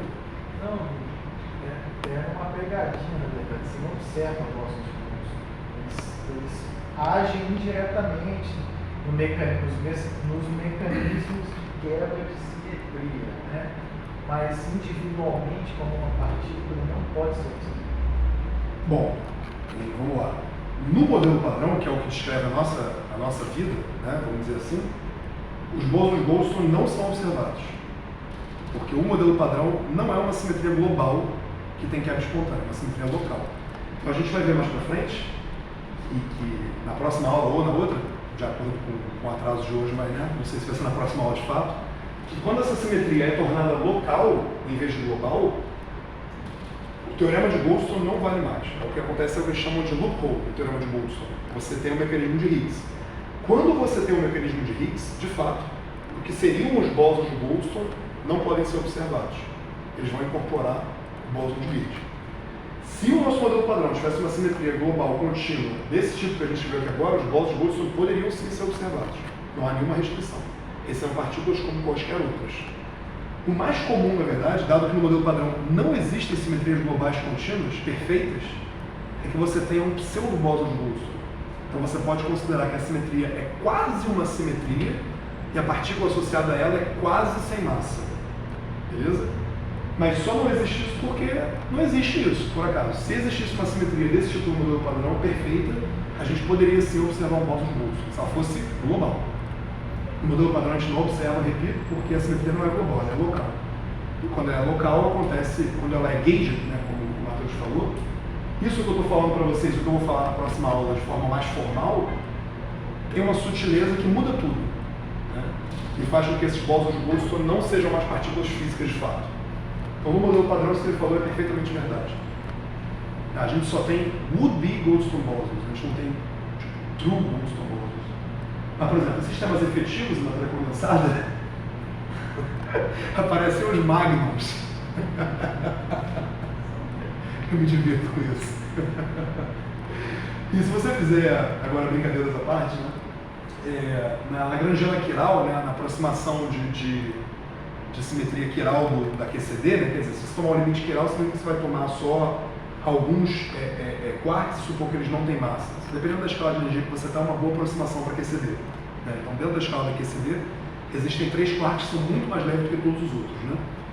Se você tomar essa aproximação, a massa deles é tão pequena perto da massa da escala da QCD que você pode considerar como se eles não tivessem massa. Quando você faz essas duas hipóteses, você ganha uma simetria global, né, a simetria chiral que aparece lá. Dentro desse esquema, na aproximação chiral, você tem uma quebra espontânea dessa simetria e aparecem bósons de Goldstone lá. Só que essa simetria é uma simetria aproximada. Como eu falei, os quarks têm massa. Então esse bóson de Goldstone não é perfeitamente sem massa, ele tem uma pequena massa. Você pode interpretar ele como sendo pio, dentro desse cenário de Lagrangiana chiral. Então, assim, em cenários efetivos isso acontece. Inclusive, Mas fundamentais hoje não existem bósons de Goldstone. o Vamos Weimer lá. tem um capítulo dedicado só a isso no volume 2. Perfeito. Muita gente usa esse bicho aí que você voltou aí no quadro, né? Não está complexo, como uma teoria efetiva, né? Perfeito. Você pode fazer muita física considerando uma teoria efetiva em cima de bósons de Goldstone. Né? Já que você citou, existe um mecanismo chamado CCWZ, onde você pode considerar abstrações de tudo isso que a gente falou. Né? Calum, Coleman, Simons, não, CCW, que é o W, não lembro. Bom, eu vou falar os nomes que eu vou confundir. Mas provavelmente é o item resumido, provavelmente. WZ sempre é o item resumido. Mas Calum e Coleman eu acho que tenho certeza, né? Eles fizeram uma situação mais geral, onde você pode considerar simetrias quebradas e bósons de Goldstone associados. Porque, da mesma forma que, agora nada avançado, aqui a variedade de vácuo que a gente está considerando é um círculo. Então você pode ter variedades de vácuo muito mais complicadas. E a gente vai ver mais para frente, ou vou comentar mais para frente, que o bóson de Goldstone nada mais é do que uma coordenalização da variedade de vácuo que você tem em questão. Então ele é o grau de liberdade que descreve a variedade de vácuo da sua teoria. Então se você tiver uma variedade de vácuo muito mais complicada do que um círculo, você vai ter uma teoria para os bósons de Goldstone muito mais complicada do que só aparecer um campo real sem massa. Você pode usar eles para estudar a sua física. Você pode estudar a física de pequenas quebras ou de grandes quebras contra a simetria, parametrizando a sua física com esses bósons que aparecem dentro dessa estrutura geométrica abstrata que é a variedade de vácuo. Então assim, tem muita física para fazer. Então, o pessoal que estuda, por exemplo, o Higgs composto, coisas assim, utiliza isso. Então, você pode usar isso como ferramentas também, em teorias mais complicadas ou em teorias efetivas. É uma física muito rica que eu tenho muita vontade de aprender, inclusive. Quando eu tiver tempo, eu vou sentar para estudar. Então é isso, acho que com isso a gente pode encerrar a aula de hoje. É muito interessante esse tema todo e a gente vai falar um pouco mais, não tanto quanto eu gostaria por uma questão de tempo, mas a gente vai falar um pouco mais nas próximas aulas. Beleza? Valeu!